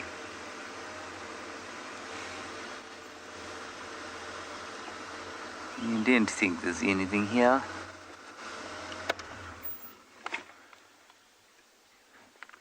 Whenever I turn the car off here, I wait for a growl.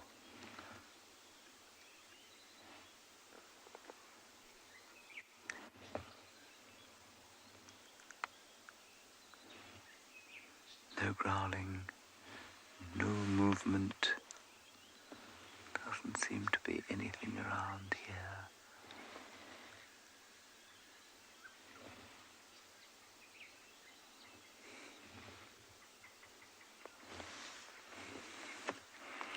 No smells. Just singing songbirds.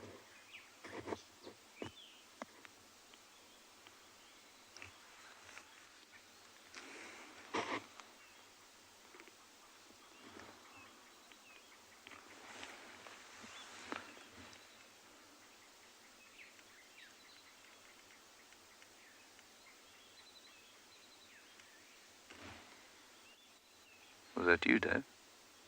Yeah. It was your tummy? Okay, I thought I heard a growl, but I did not hear a growl. It was, in fact, the stomach of David. So let's go back to the cubs with Trishala.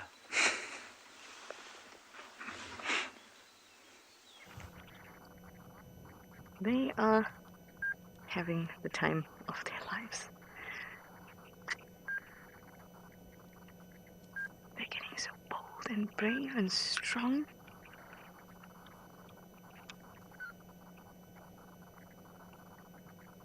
Every time we move and make a sound, they're no longer darting back towards Mum or into the den.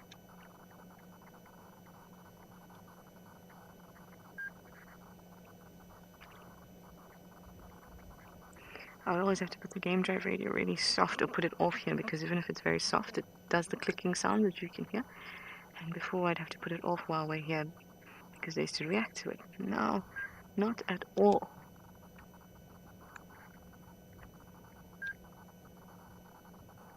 I still find it irritating though.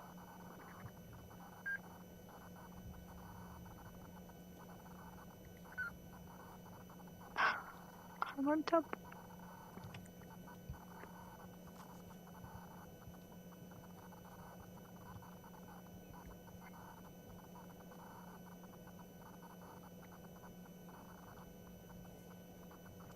MGB, you'd like to know what will happen when it comes to ranks and future matriarchs, since Ribbon has 2 daughters. Well, I mean, assuming that one of these are girls, but I do think so. And of course Ntima. Which one takes precedent? The younger daughter is the one who will be in charge. The cubs will take precedence over the other litters.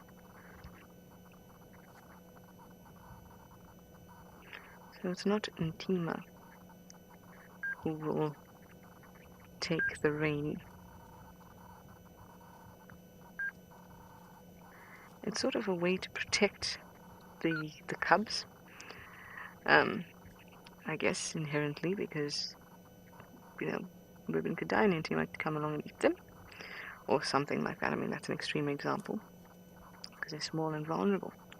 Of course, they can all change because Hyena society is openly competitive.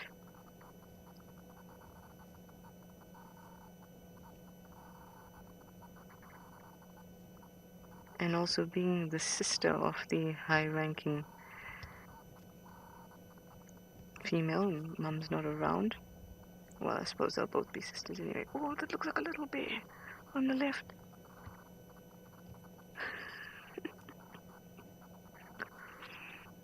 Very cool.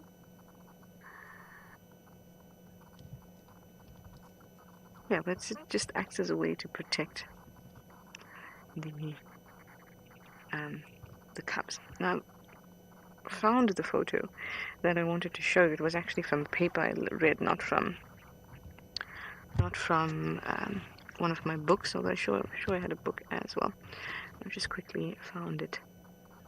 So, sorry, there's a lot of sun going on here. I'm going to try. Was that BK? Not quite. So there you have the pseudo penis of the male. You can see that there's quite obviously a pinch above the head, because it is an actual penis, and on the other side you have the females, which is a little bit less shapely, shall we say. So you can see why this can be difficult to explain just by description. It's so much easier if you see a photo. And I do think that I saw one like that and one like that. But, these are still very little, so it's hard to tell. And they are now climbing up the mountain, so let's go back to them.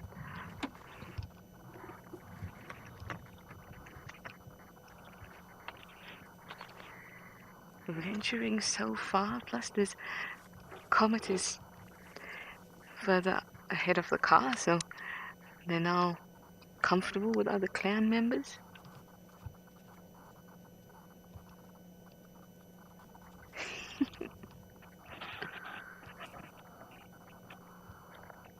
Oh, that bush is quite naughty.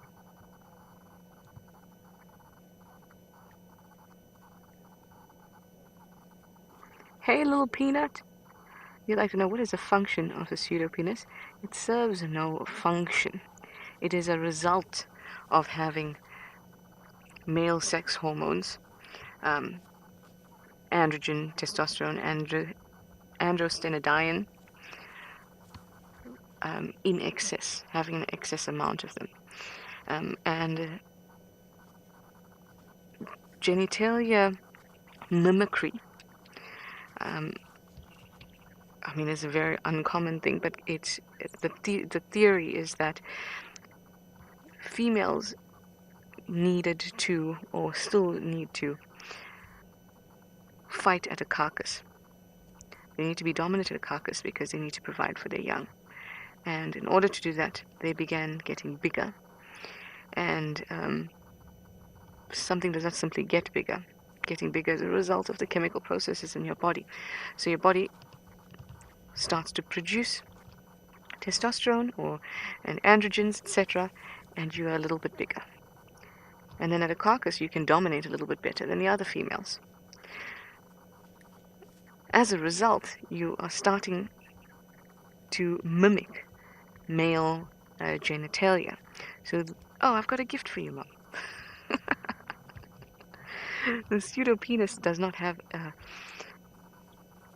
a function of its own. It literally is just a urogenital tract. They urinate through there, they mate through there, they give birth through that same tract. So these little ones have to pop out of that pseudopenis. And by the time the little one actually makes its way through, and its head is not popped out, it's already detached from the placenta because it's not long enough. So this cub has a few minutes to make its way through, where it will have no oxygen.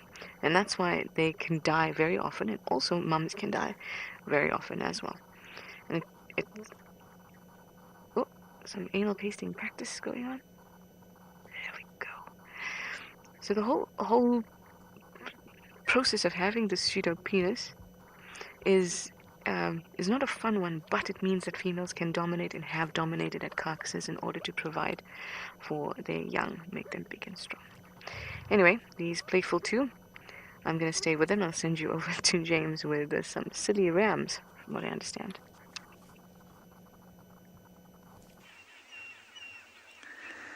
Yes, they are being rather silly. I just don't want to move right now. They were playing out in the open, but naturally, as soon as we moved a bit closer, they've gone behind bushes.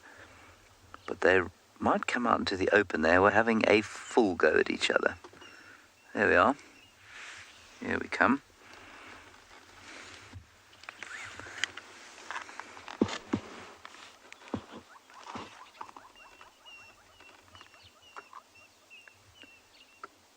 Most fights, of course, go like this, where there's a lot of mucking about.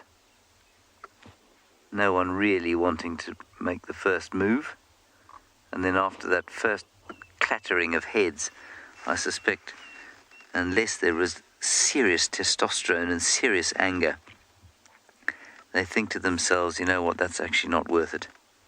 The one on the left had a kind of blackened eye. And given that he's backed off now, I think he was probably the loser. Well, that was fascinating. They really put on a superb show for us. Great, great show. Just quickly, for those of you who are interested in the botany of this place, Judy H., I forget which one this is, but it's a Kalenko of some description. It comes out at this time of the year. It's really very pretty, especially in the morning light. Is it not? Lovely pinkish red colours. There you are. Sort of like a succulent.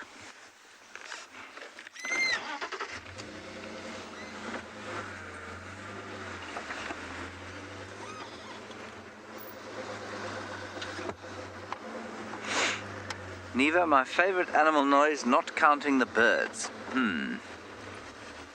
I enjoy hippo noises very much.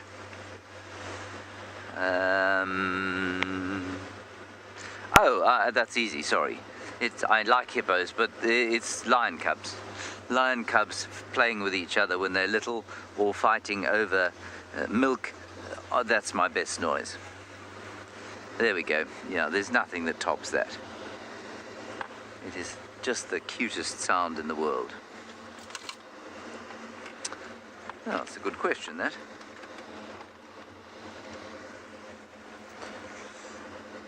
We're just kind of still navigating the northeast of the reserve. We did hear elephants around here, but basically we'll take what we can get at this stage. There's impala. We're a good start.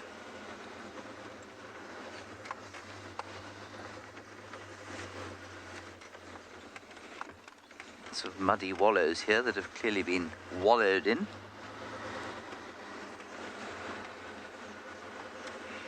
Whether any animals have come by to drink there, well, I don't know about that.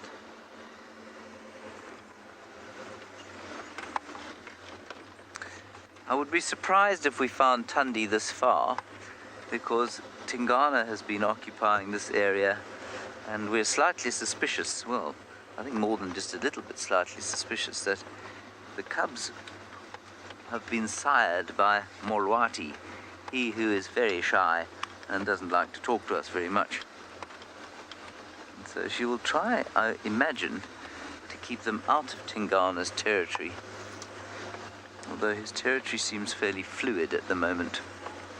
That said, if there's food to be eaten, maybe she'd bring them this far to the west.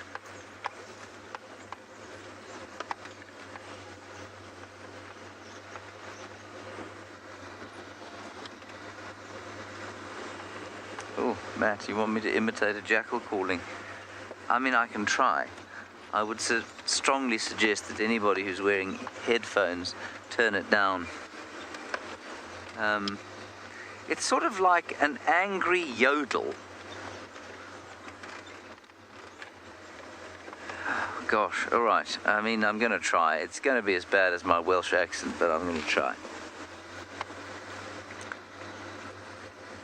Just trying to go over it in my mind before I open my mouth and do it.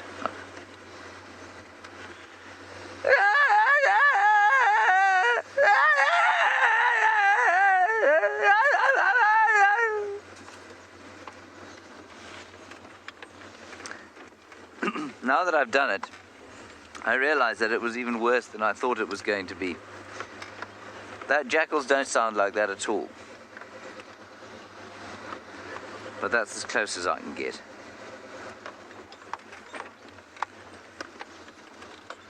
I think the description of it being an angry yodel is quite a good one. All right, let's go across to Trish with her cubs.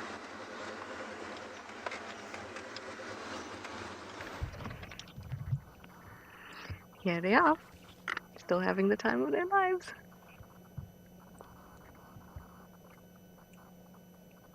So much important learning going on.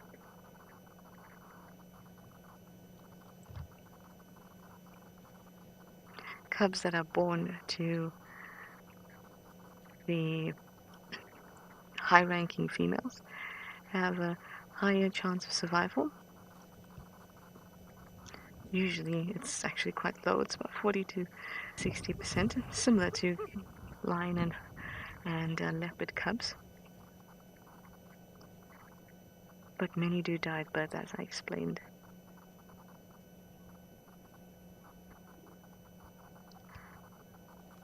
Oh, Mom is a great thing to jump over. Like I've said before, I just love the fact that I'll be able to watch them grow up as the months pass, as they get their spots and they start to become curious with the vehicle.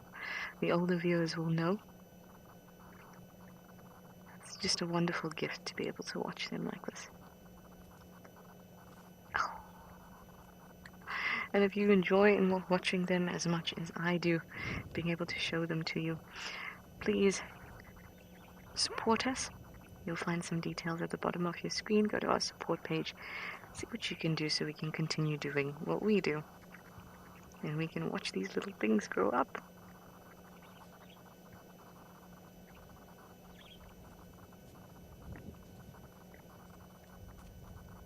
So the one's still a little bit patchy, but the coat's much better. the head of the one's a little bit lighter. The one that's doing the biting. There we go. Ooh, looks painful.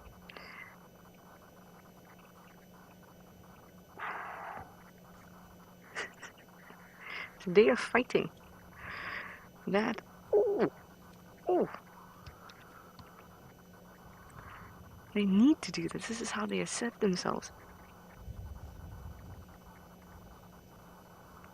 Looks rough and may remind you of your childhood.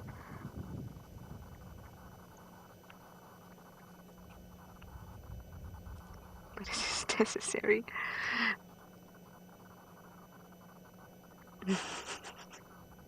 It is very much like a puppy.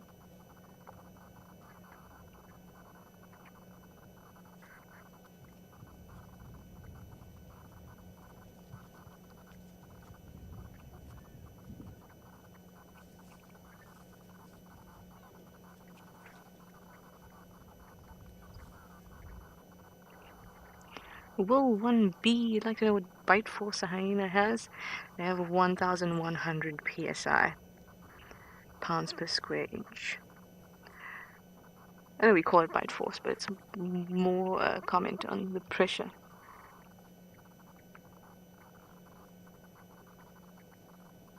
So that's very strong.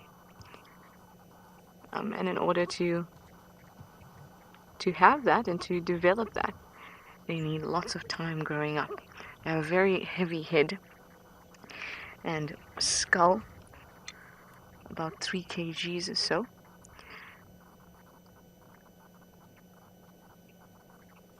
They have large hearts, at 1% of their body weight, which is a lot. A lion, for example, is about 0.4%, 0.45-ish. So they have to grow their large hearts, their strong skulls, strong jaws to produce that pressure.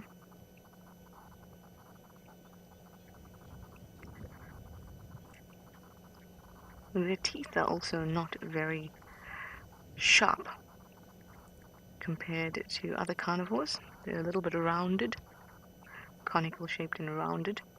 And that also assists with getting a proper bite going. Here we'll have a good look at the teeth, the BK, as this one is chomping down. And you can see the fully erupted canines and incisors.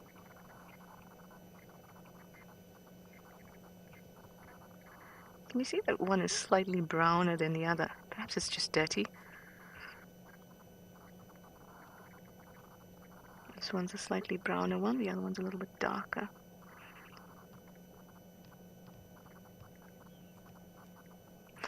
Ooh, it's got its pseudopenis out. Let's have a look there. Oh, so hard to tell still.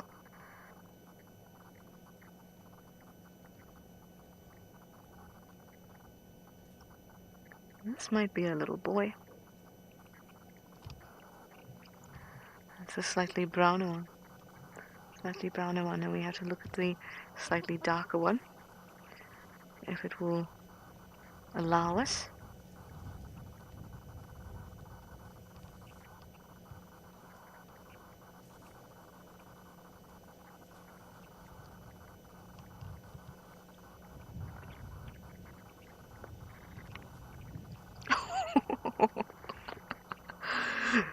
That one tumbled out of shot.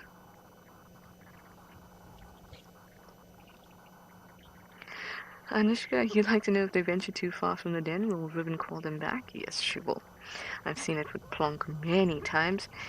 Plonk is our previous matriarch Corky's son.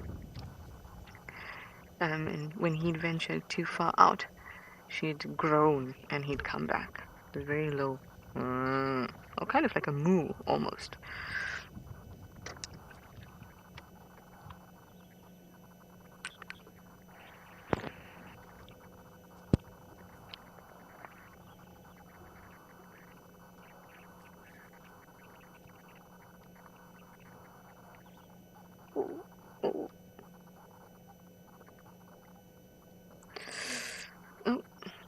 does not look great at all.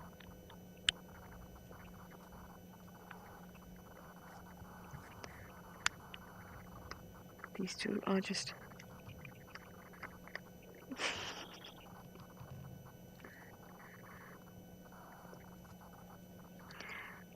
Okay, so if the browner one, the one that's now flopped over, is a male, then if the other is a female, the one that's on top biting, if it is a female, it should dominate over that male. So we'll watch their behavior carefully. See who's doing most of the fighting. That's interesting because the one that we see now is the one that was slightly patchy. Still a little patchy by the neck. And when they were feeding, the first time I ever saw them, I thought that one, this patchy one, was actually the submissive cub. We'll just have to keep watching them.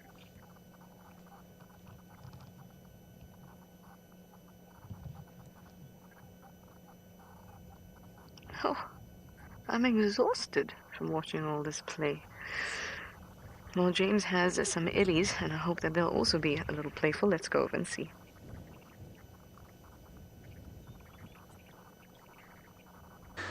No, I'm afraid I had one musk bull who has disappeared into this profoundly thick block. And so I'm afraid we don't have him anymore. It's just too thick in there, everyone. He might be following a herd, and I've definitely heard other elephants around, but I'm not going to go in there after him. Sorry about that. My apologies. He's that nice big bull who's got one broken tusk that's kind of under his jaw, if you know what I mean. You'll definitely recognize him if you see him. He's heading straight for the dam cam, so maybe we'll get him up there. Or some more, just down the road here. That'd be nice.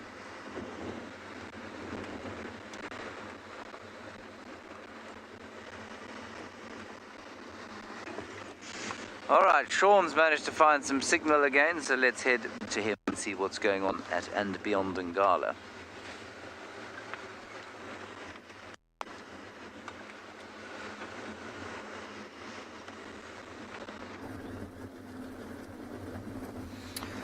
Okay, so we have managed to find some signal. Good and bad news. We lost all the signal, and we stayed out of the signal for so long because we found the Birmingham Pride. So it was quite tricky. Well, not tricky, it was quite confusing. So we found them, and clearly no signal. But it was the one lioness, then it was all of the cubs, the two Ross males, and in the distance, at the back, maybe 200 meters away, was the young male.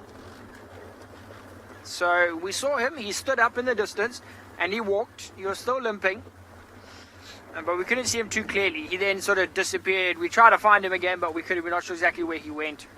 But the interesting thing is, one of the Ross males, now the meaner one, the one with the darker mane, the more dominant one, had blood on its mouth. Well, he had blood on his mouth. Just the bottom jaw of his mouth, and then he had like 1 or 2 scratches on his cheek. So now we think that the noise we heard earlier could have been him and the young male fighting. Could have been a fight between them, and then when we got around and we actually found them, that obviously already separated. There was quite a lot of aggression in the air.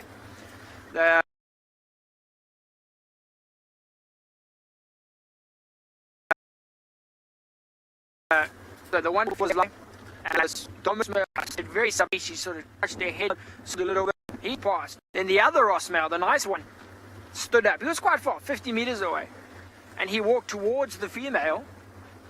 As soon as he started to do that, the dominant male got up, sort of growled at him, straight. The nice one down flat.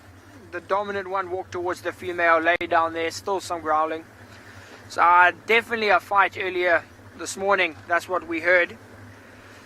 So it's It's a bit sad we couldn't find that young male again, see if he has any more injuries, see what the situation is. But yeah, we left them, and it seems like we got some more bad signals, so we're going to send you back to Chashala with the hyenas.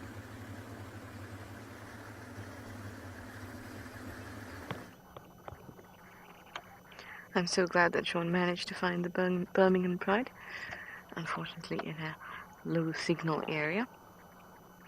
But at least he could update you on how it's going.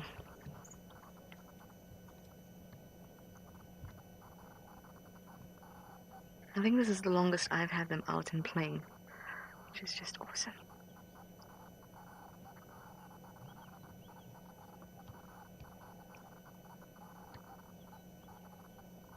Everything is so interesting. Mum's paws are so interesting. Her ears, especially her body, because we can jump over it and on top of it. Ooh, that looks like a tasty ear. She's so relaxed.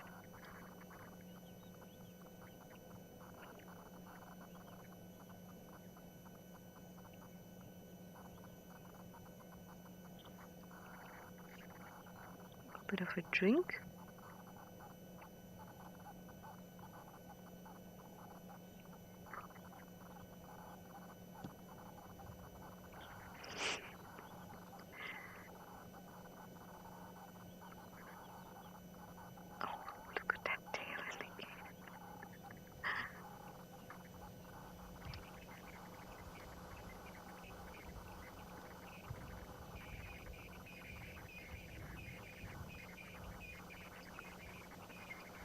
Though they are venturing, they're still staying on the mound, not on the flat ground around.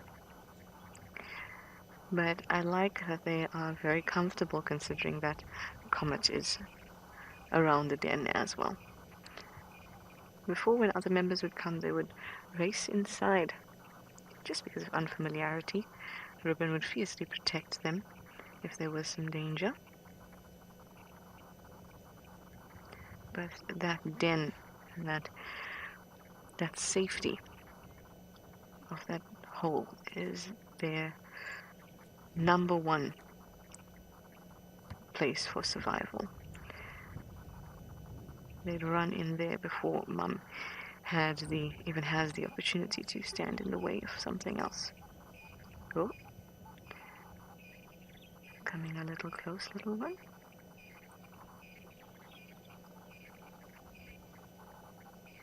I do enjoy their tumbles.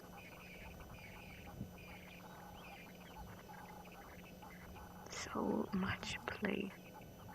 Yay, James has found some elephants again. So let's go over and have a look.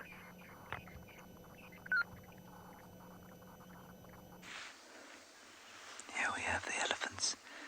It's a big herd that's coming out of the bushes straight towards us.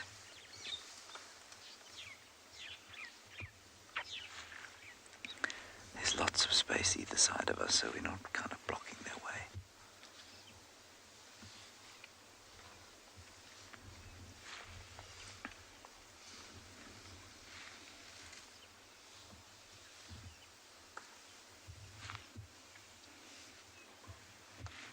Young matriarch. All of them just having a sniff and a smell.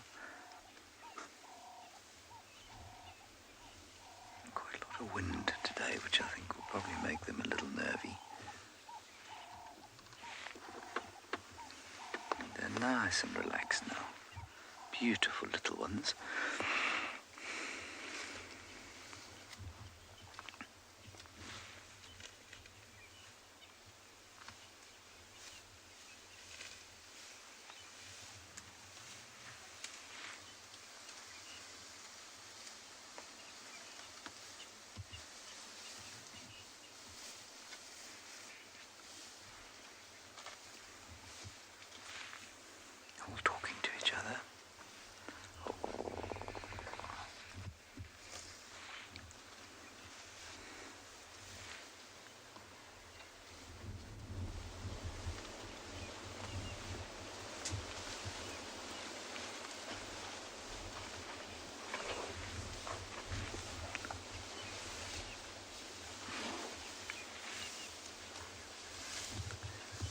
much bigger cow now coming up from behind. That must be the matriarch. She's much older than the one in front here.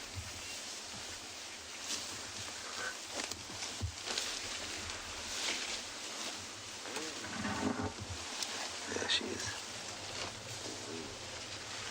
Just going to sit quietly. Don't seem to be showing any sense of alarm walking across the road right in front of us. She's just watching things carefully with those great big tusks of hers.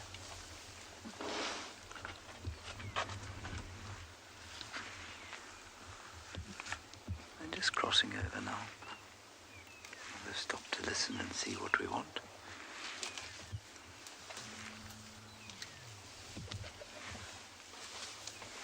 The inevitable flatulence of the elephants.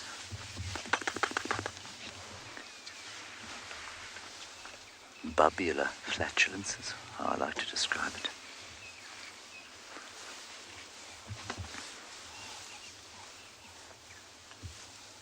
It's funny how the calves are just like human beings, where they're oblivious. They don't, they're not sensing any danger, they're not sensing anything strange.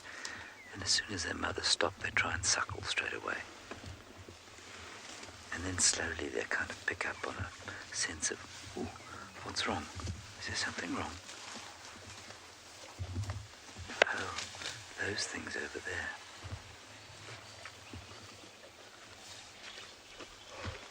There are a whole lot more of them behind the slot that I can hear.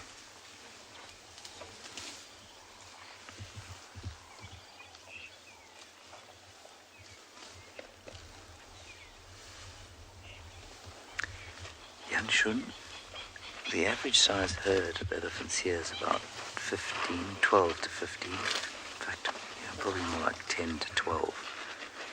And in that herd, there'll be probably 3 or 4 adult cows, and they'll each give birth once every 5 years or so. So just about once a year, there'll be a new calf to a herd, on average. Sometimes there'll be 2 or 3, and sometimes there'll be none. Now they've decided that this is a good place for them to muck around. The youngsters are getting bored. The older ones are starting to feed. The matriarch's dropped her head completely now.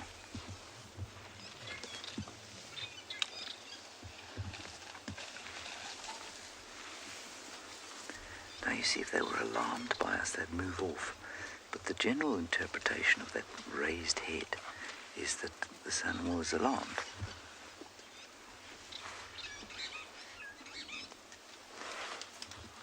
And while that's definitely a sign of alarm, maybe it's a sign of something else as well. Maybe they are saying something else, communicating something else. I mean, she almost looked like she dropped off there.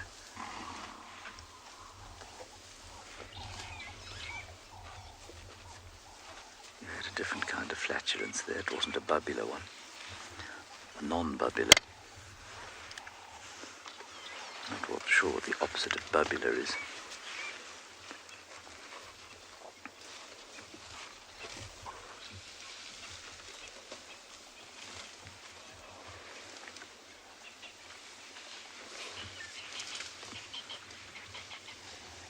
See her talking to us again now. The head's gone up a little bit.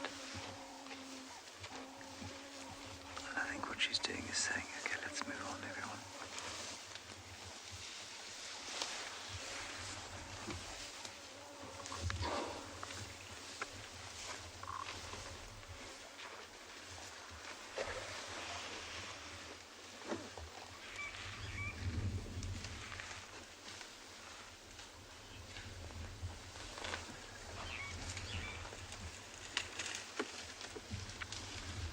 Yeah, I'm sure, Nicholas, that if there was insufficient water and insufficient nutrition, an elephant wouldn't go into must. So, say during a really bad drought, you may find that an elephant would not go into must. So that's the kind of environmental factor, I suppose, that would prevent an elephant going into must because it's nutritionally expensive to go into must.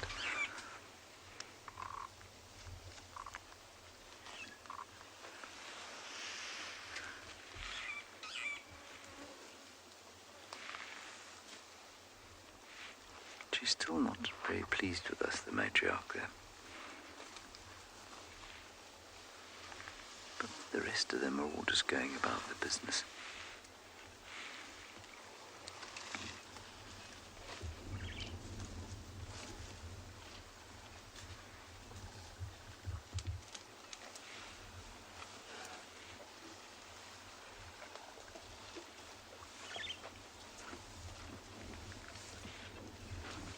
I often wonder also whether the fact that they can smell us more strongly makes a difference, and I'm pretty sure it does. And so with the wind blowing into their faces, the ones on the left-hand side of the road that can smell us are probably slightly less easy than the ones on the right.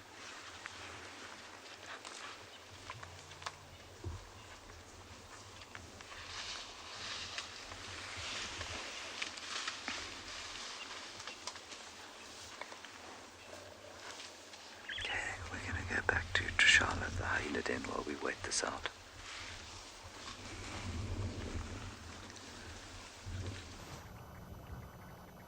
How wonderful to have some Ellies. Love a good Ellie sighting. Well, these two cubs made a fuss about getting groomed, and then Ribbon promptly pushed them into the den with her bottom, and has, what I imagine, caused a plug. And I said to them, right, enough playtime. You go to sleep now.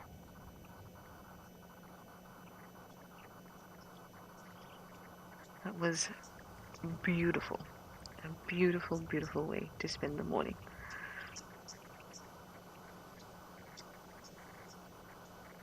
Oh, she's such a gorgeous animal.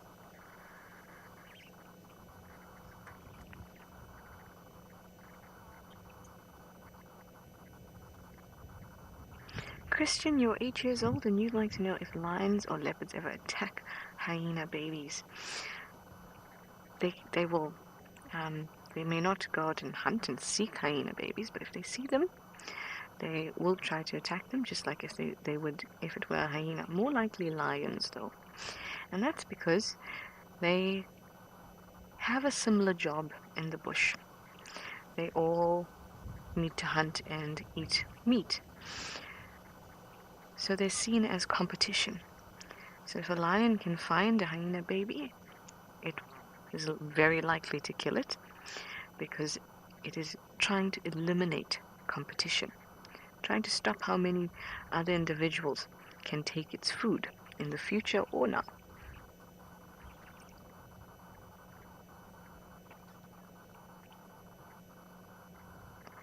Many predator youngsters go through a similar thing. Hyenas would do the same if they came across a leopard cub or a lion cub on its own.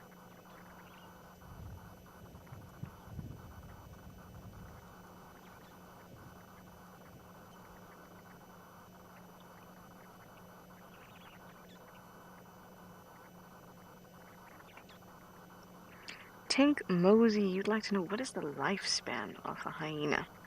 The lifespan of a hyena is generally about 12 years old. But in captivity, they can get up to about 20.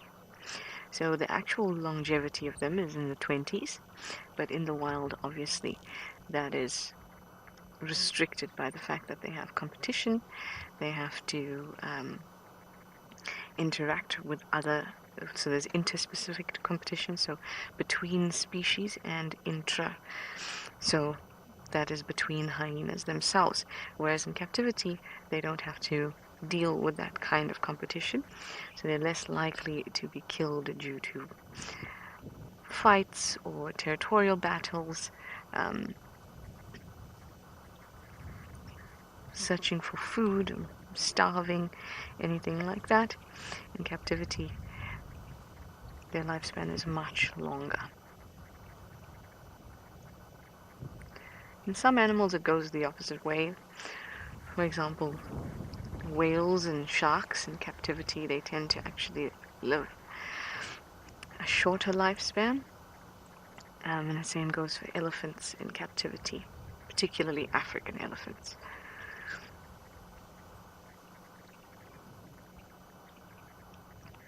I think I'm going to let Ribbon rest now. It's well deserved. And I'm going to head on out, and I'll send you over to James and some more Ellies.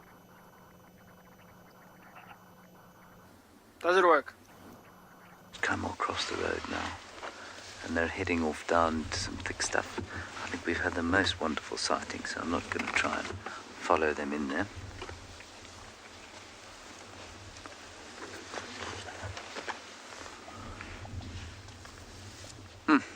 That was superb. That was really special. Let's go a little bit forward so we can watch them disappearing. There they go. And they'll go down and feed along the valley of the great Muluwamati River.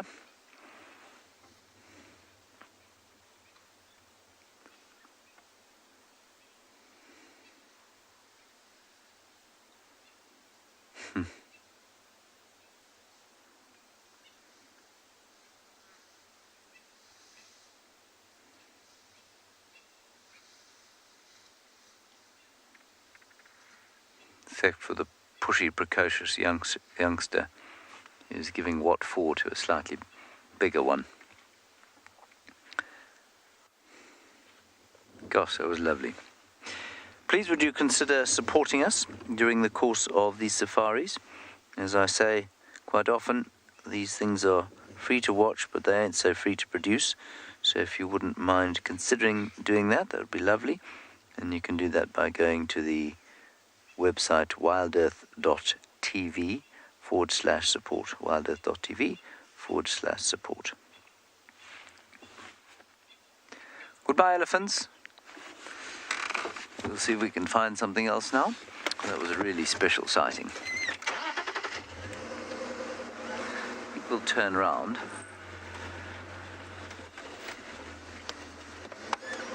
All right, let's go across to Marcel now. And I mean, if you've enjoyed nothing else today, you're definitely going to enjoy Marcel's fact of the day.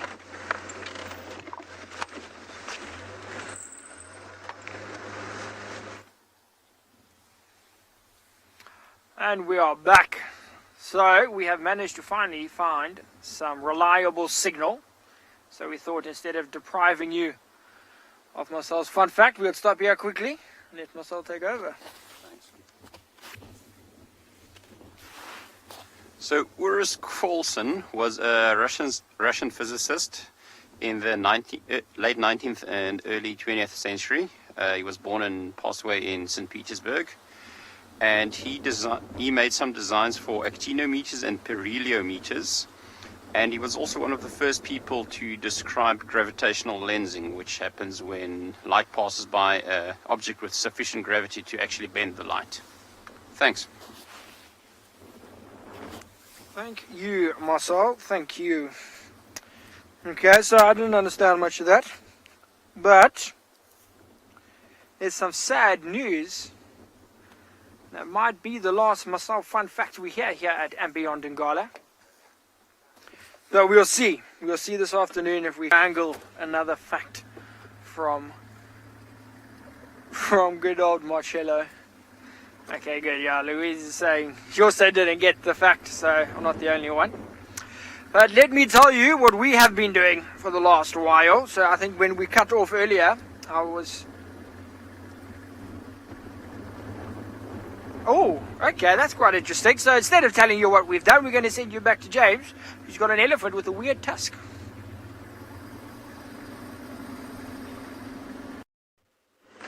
So this elephant bull has come out again, and he's walking pretty much on exactly the same path as the herd was. I'm just going to try and get a look at him from up here. We may go round to exactly where we were sitting with the ladies, and I wonder if that's why they weren't looking that easy with things. Yeah, let's go round. He's a big fella, and I think waiting here for him will be a mistake. Because I think he's on the trail of that herd. He was coming down the road with his trunk dead straight up like a periscope. And I'm sure that perhaps that's not good. I think perhaps one of those elephants in the herd could be an estrus. And maybe that's what he is going to seek out. It's now the third time I've done this little loop today.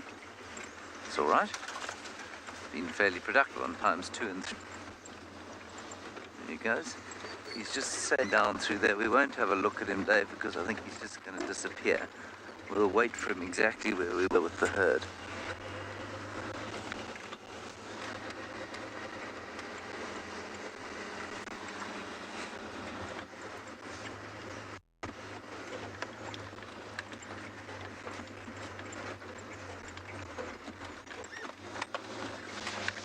So, well, this is where we were. And he should just come floating out of the sea of bush. He'll probably decide to have a sleep there or start feeding and not come out. I can hear him coming.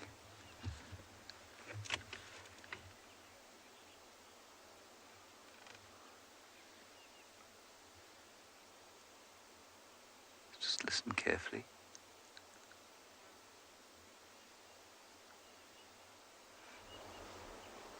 I can hear his ears, I can hear his skin. There he comes. I think. May have been something else moving, maybe a bird. No, there he is. It's him. He's just behind this great big russet bush wool area. He's just behind there. You can just see him moving. Now he's coming this way. There we go. Perfect.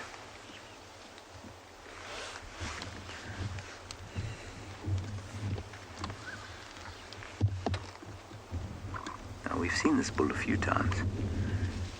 I mean, we've probably seen all of these elephants a few times, but this guy's obvious from that broken tusk that he has.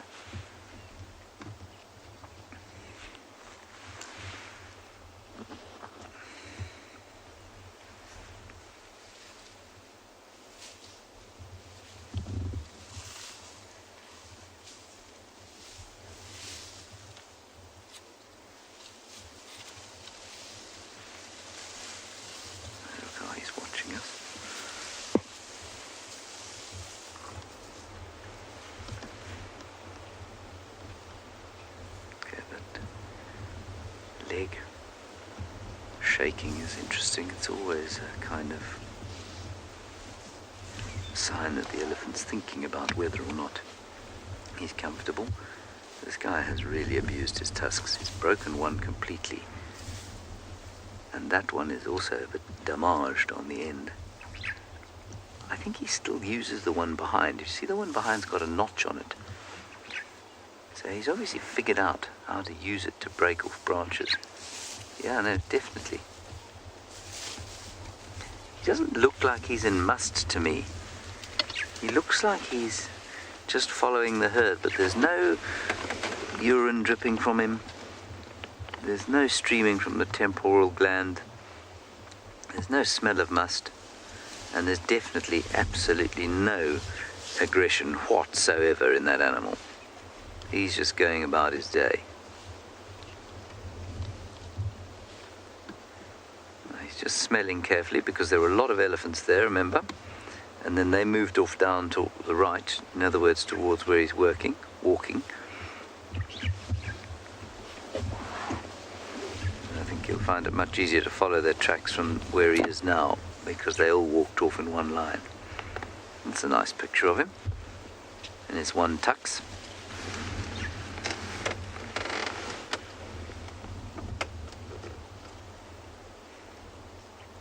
I suspect he was heading for that waterhole, like I said, and then maybe he picked up the scent of the rest of this herd on his way through that block.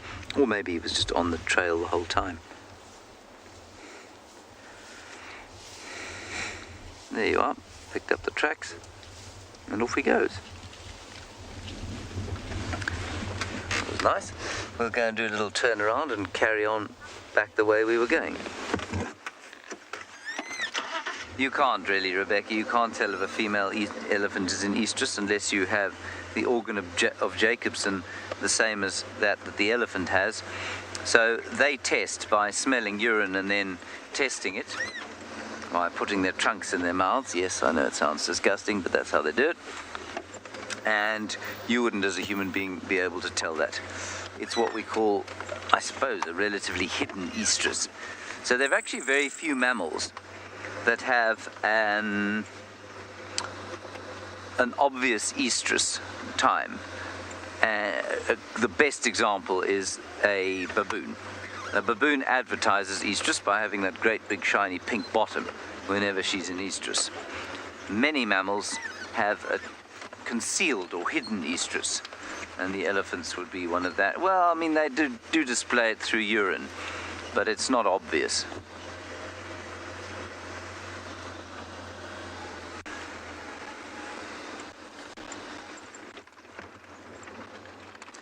All right, let's go back to an update and see what's happening on her side.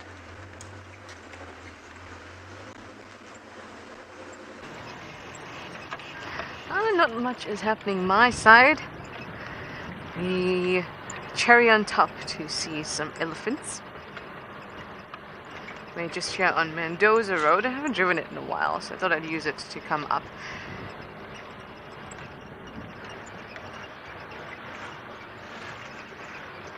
Yeah, always possibility of the hook. And the more you watch, you'll notice that when leopard territories, when we're at boundaries of territories, when one animal comes along, like Tingana last night, soon after the other animal that shares that boundary will come along, kind of just to reaffirm it. I've noticed it many, many times, so I just thought I'd come have a look. I'm seeing much evidence of elephants, but I'm not seeing any.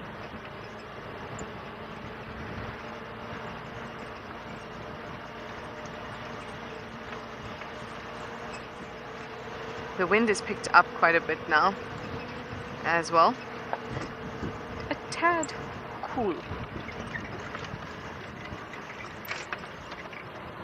Invincible chap, you are concerned about my sleep, as per our roster or our shifts. Unfortunately for me, I and I'm sure many people in camp, I can't manage to sleep very early. Occasionally, I'll sleep after dinner. We have dinner about between 6:30 and 7. And then I read for a little bit, watch something for a little bit, and I usually sleep around 9:30, 10, and then up at 5. So it's not that bad, especially now in winter, because we're starting a little bit later and we're finishing a little bit earlier. But there are times in summer when we are doing our checks at, 4:30, Lou? So we're up at 4, and then we also finish our drive at 7. To 7, right? And so then it takes a little longer and you have a shorter amount of sleep. Oh, that's true. We finish at 8, so then we're having dinner at 8, between 8 and 8:30. Get into your room around 9, and then chill for a little bit. So then it's again 10, maybe 10:30.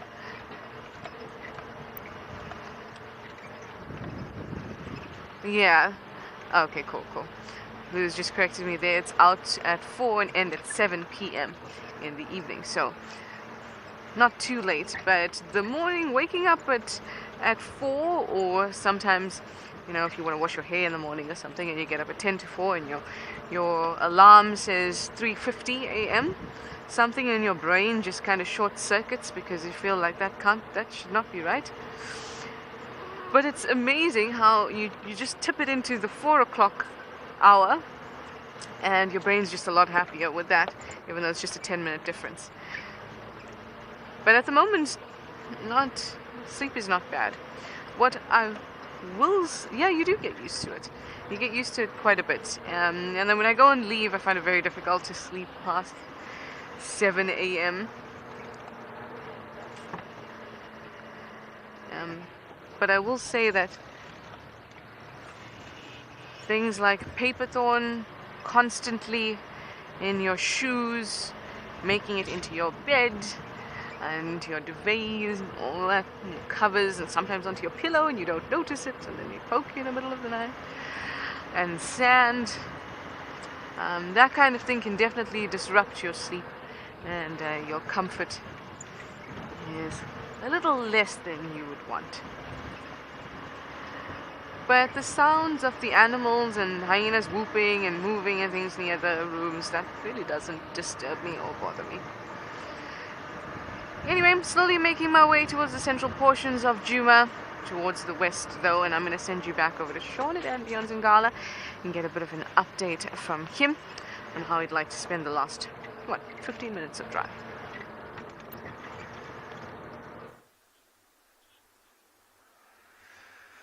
Okay, so we are currently trying to figure out what is happening here. So here, as you can see on the screen, there's a vulture. There's actually 2 vultures there. So those are white-backed vultures. Then we've got a white-headed vulture circling around us. There's 2 battaliers, 3 battaliers. There is a tawny eagle. Now all of these birds are sort of and there's a hyena there now as well.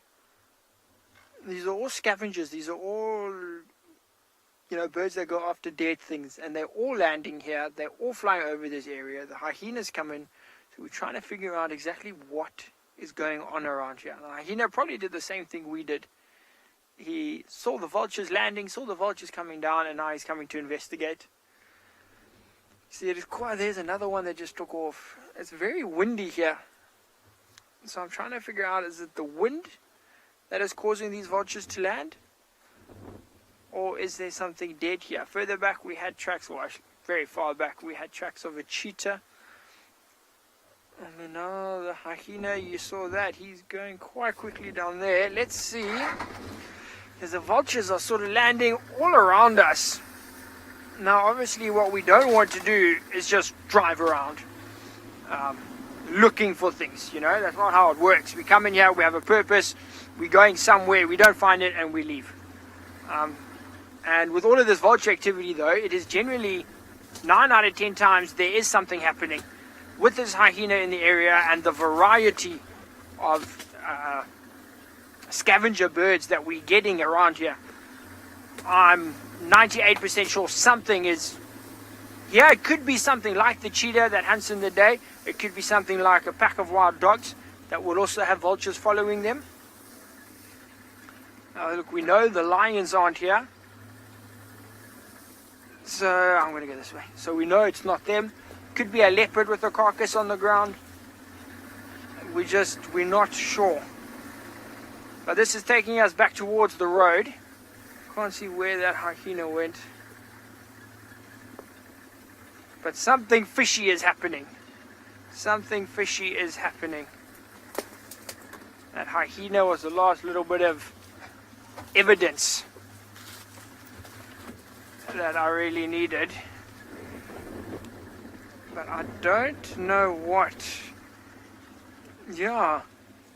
There's definitely something going on. As FC says, there's something afoot here. If it was just white-backed vultures, then I would be like, they're probably trying to shelter from the wind or something, it's quite windy. But the fact that there's white-backed battaliers, tawny eagles, white-headed, and hyena, it's got to be something. There's got to be something happening here.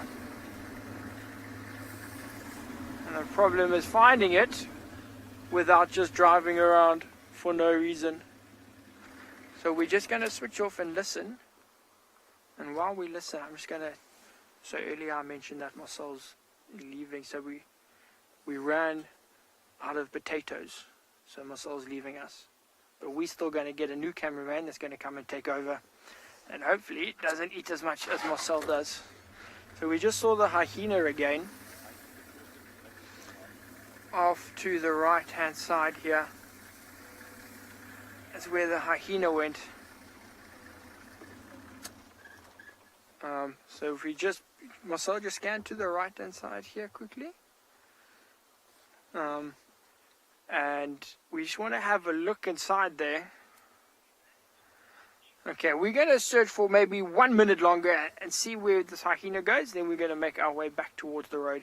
So while we do that, what I'm going to do is just link you across to James, who's got a bird.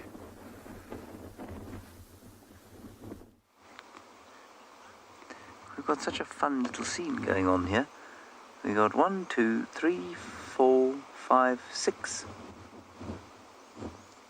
grey go-away birds, and they're eating leaves. And it must be the fact that these, I don't know what they are, these water plants have got quite nutritious leaves for them, clearly. And that's what they're enjoying. You don't normally see a great big collection of them like this. And that grey colour against the green is really very pretty.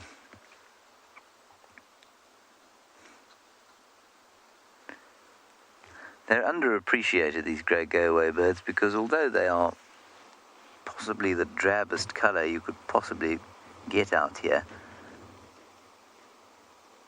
they are very amusing to look at. They look like sort of surprised old men,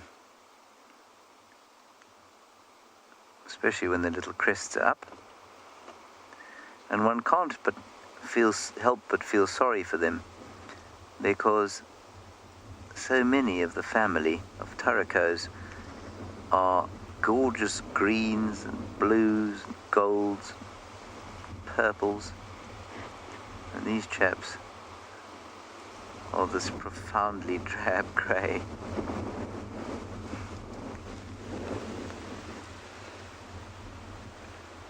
You've all heard me pontificate about the Cape Robin chat and how pleasant it makes me feel when I'm in the towns and cities. Well, this bird is the same. It lives all over Johannesburg.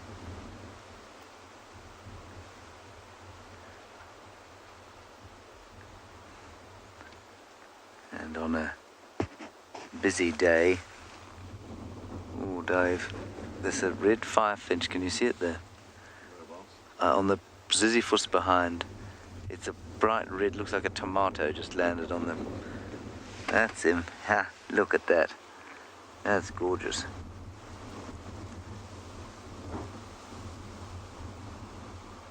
His wife is next to him. His wife is the drab thing next to him. I can never remember which is which firefinch, but we'll quickly be able to tell you.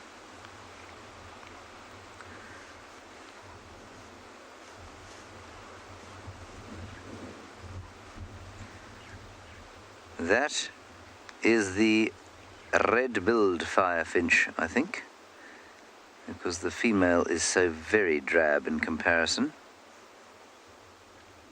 Yes, the red-billed firefinch. That's quite nice. And spending some time with their friends, the white beelors.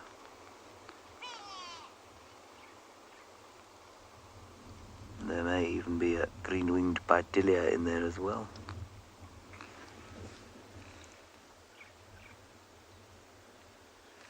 Probably quite a good spot to just sit and see what comes down to drink, bird-wise.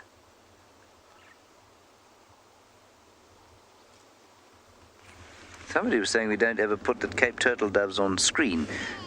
Quite rightly, we just hear them all the time. And there's a Cape turtle dove come down to have a drink. Rather in the same class of colour as the poor old grey go-away bird.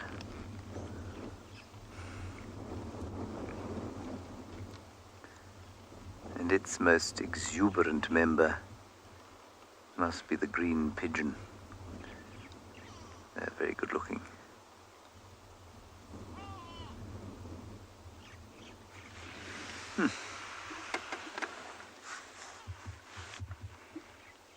quite fun.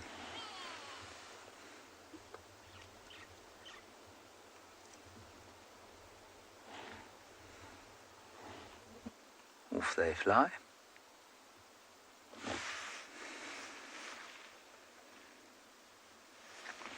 I'm now getting a message from my friend Graham Charles, who thinks that that particular firefinch was a Jamison's.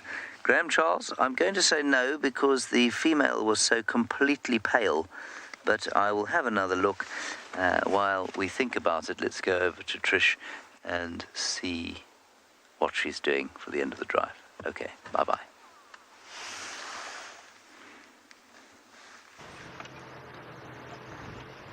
I was hoping to find some elephants playing at Twin Downs. So I raced down here to try and have a look, but alas, not. But that's okay. I think I had a wonderful time with Ruben and her cubs. I hope that you guys did too. In fact, I'm sure you guys did.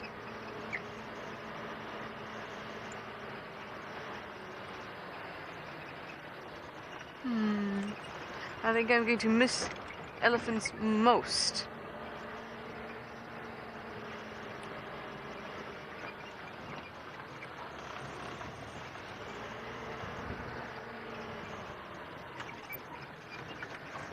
Thank you everyone.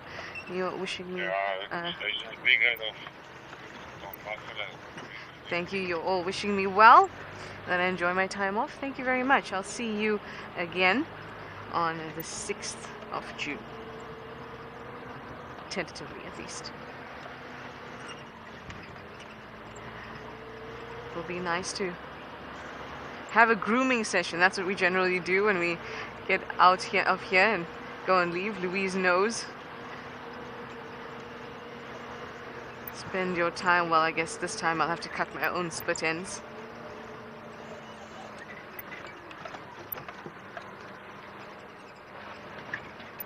Oh.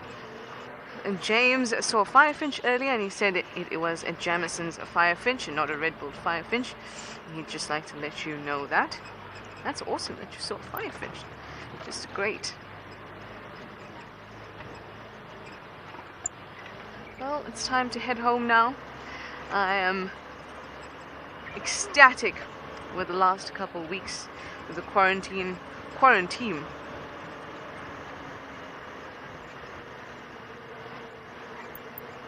I think that's what I said, but if I didn't, it was a Jamison's, it was not a Red Bull. Am I correct? Yes. Okay. Cool. A big thank you to all you guys who have kept watching, especially in a time where everything is quite uncertain in the world, and we've had a wonderful time with the quarantine, I must say. Where do you see BP? Oh, yay! There we go. And Ellie to end with. In the distance, in the Milwaukee there. So thank you guys from Strokey, Pokey, Pegasus, and I will see you in June again. Thank you for your questions and comments. Bye for now.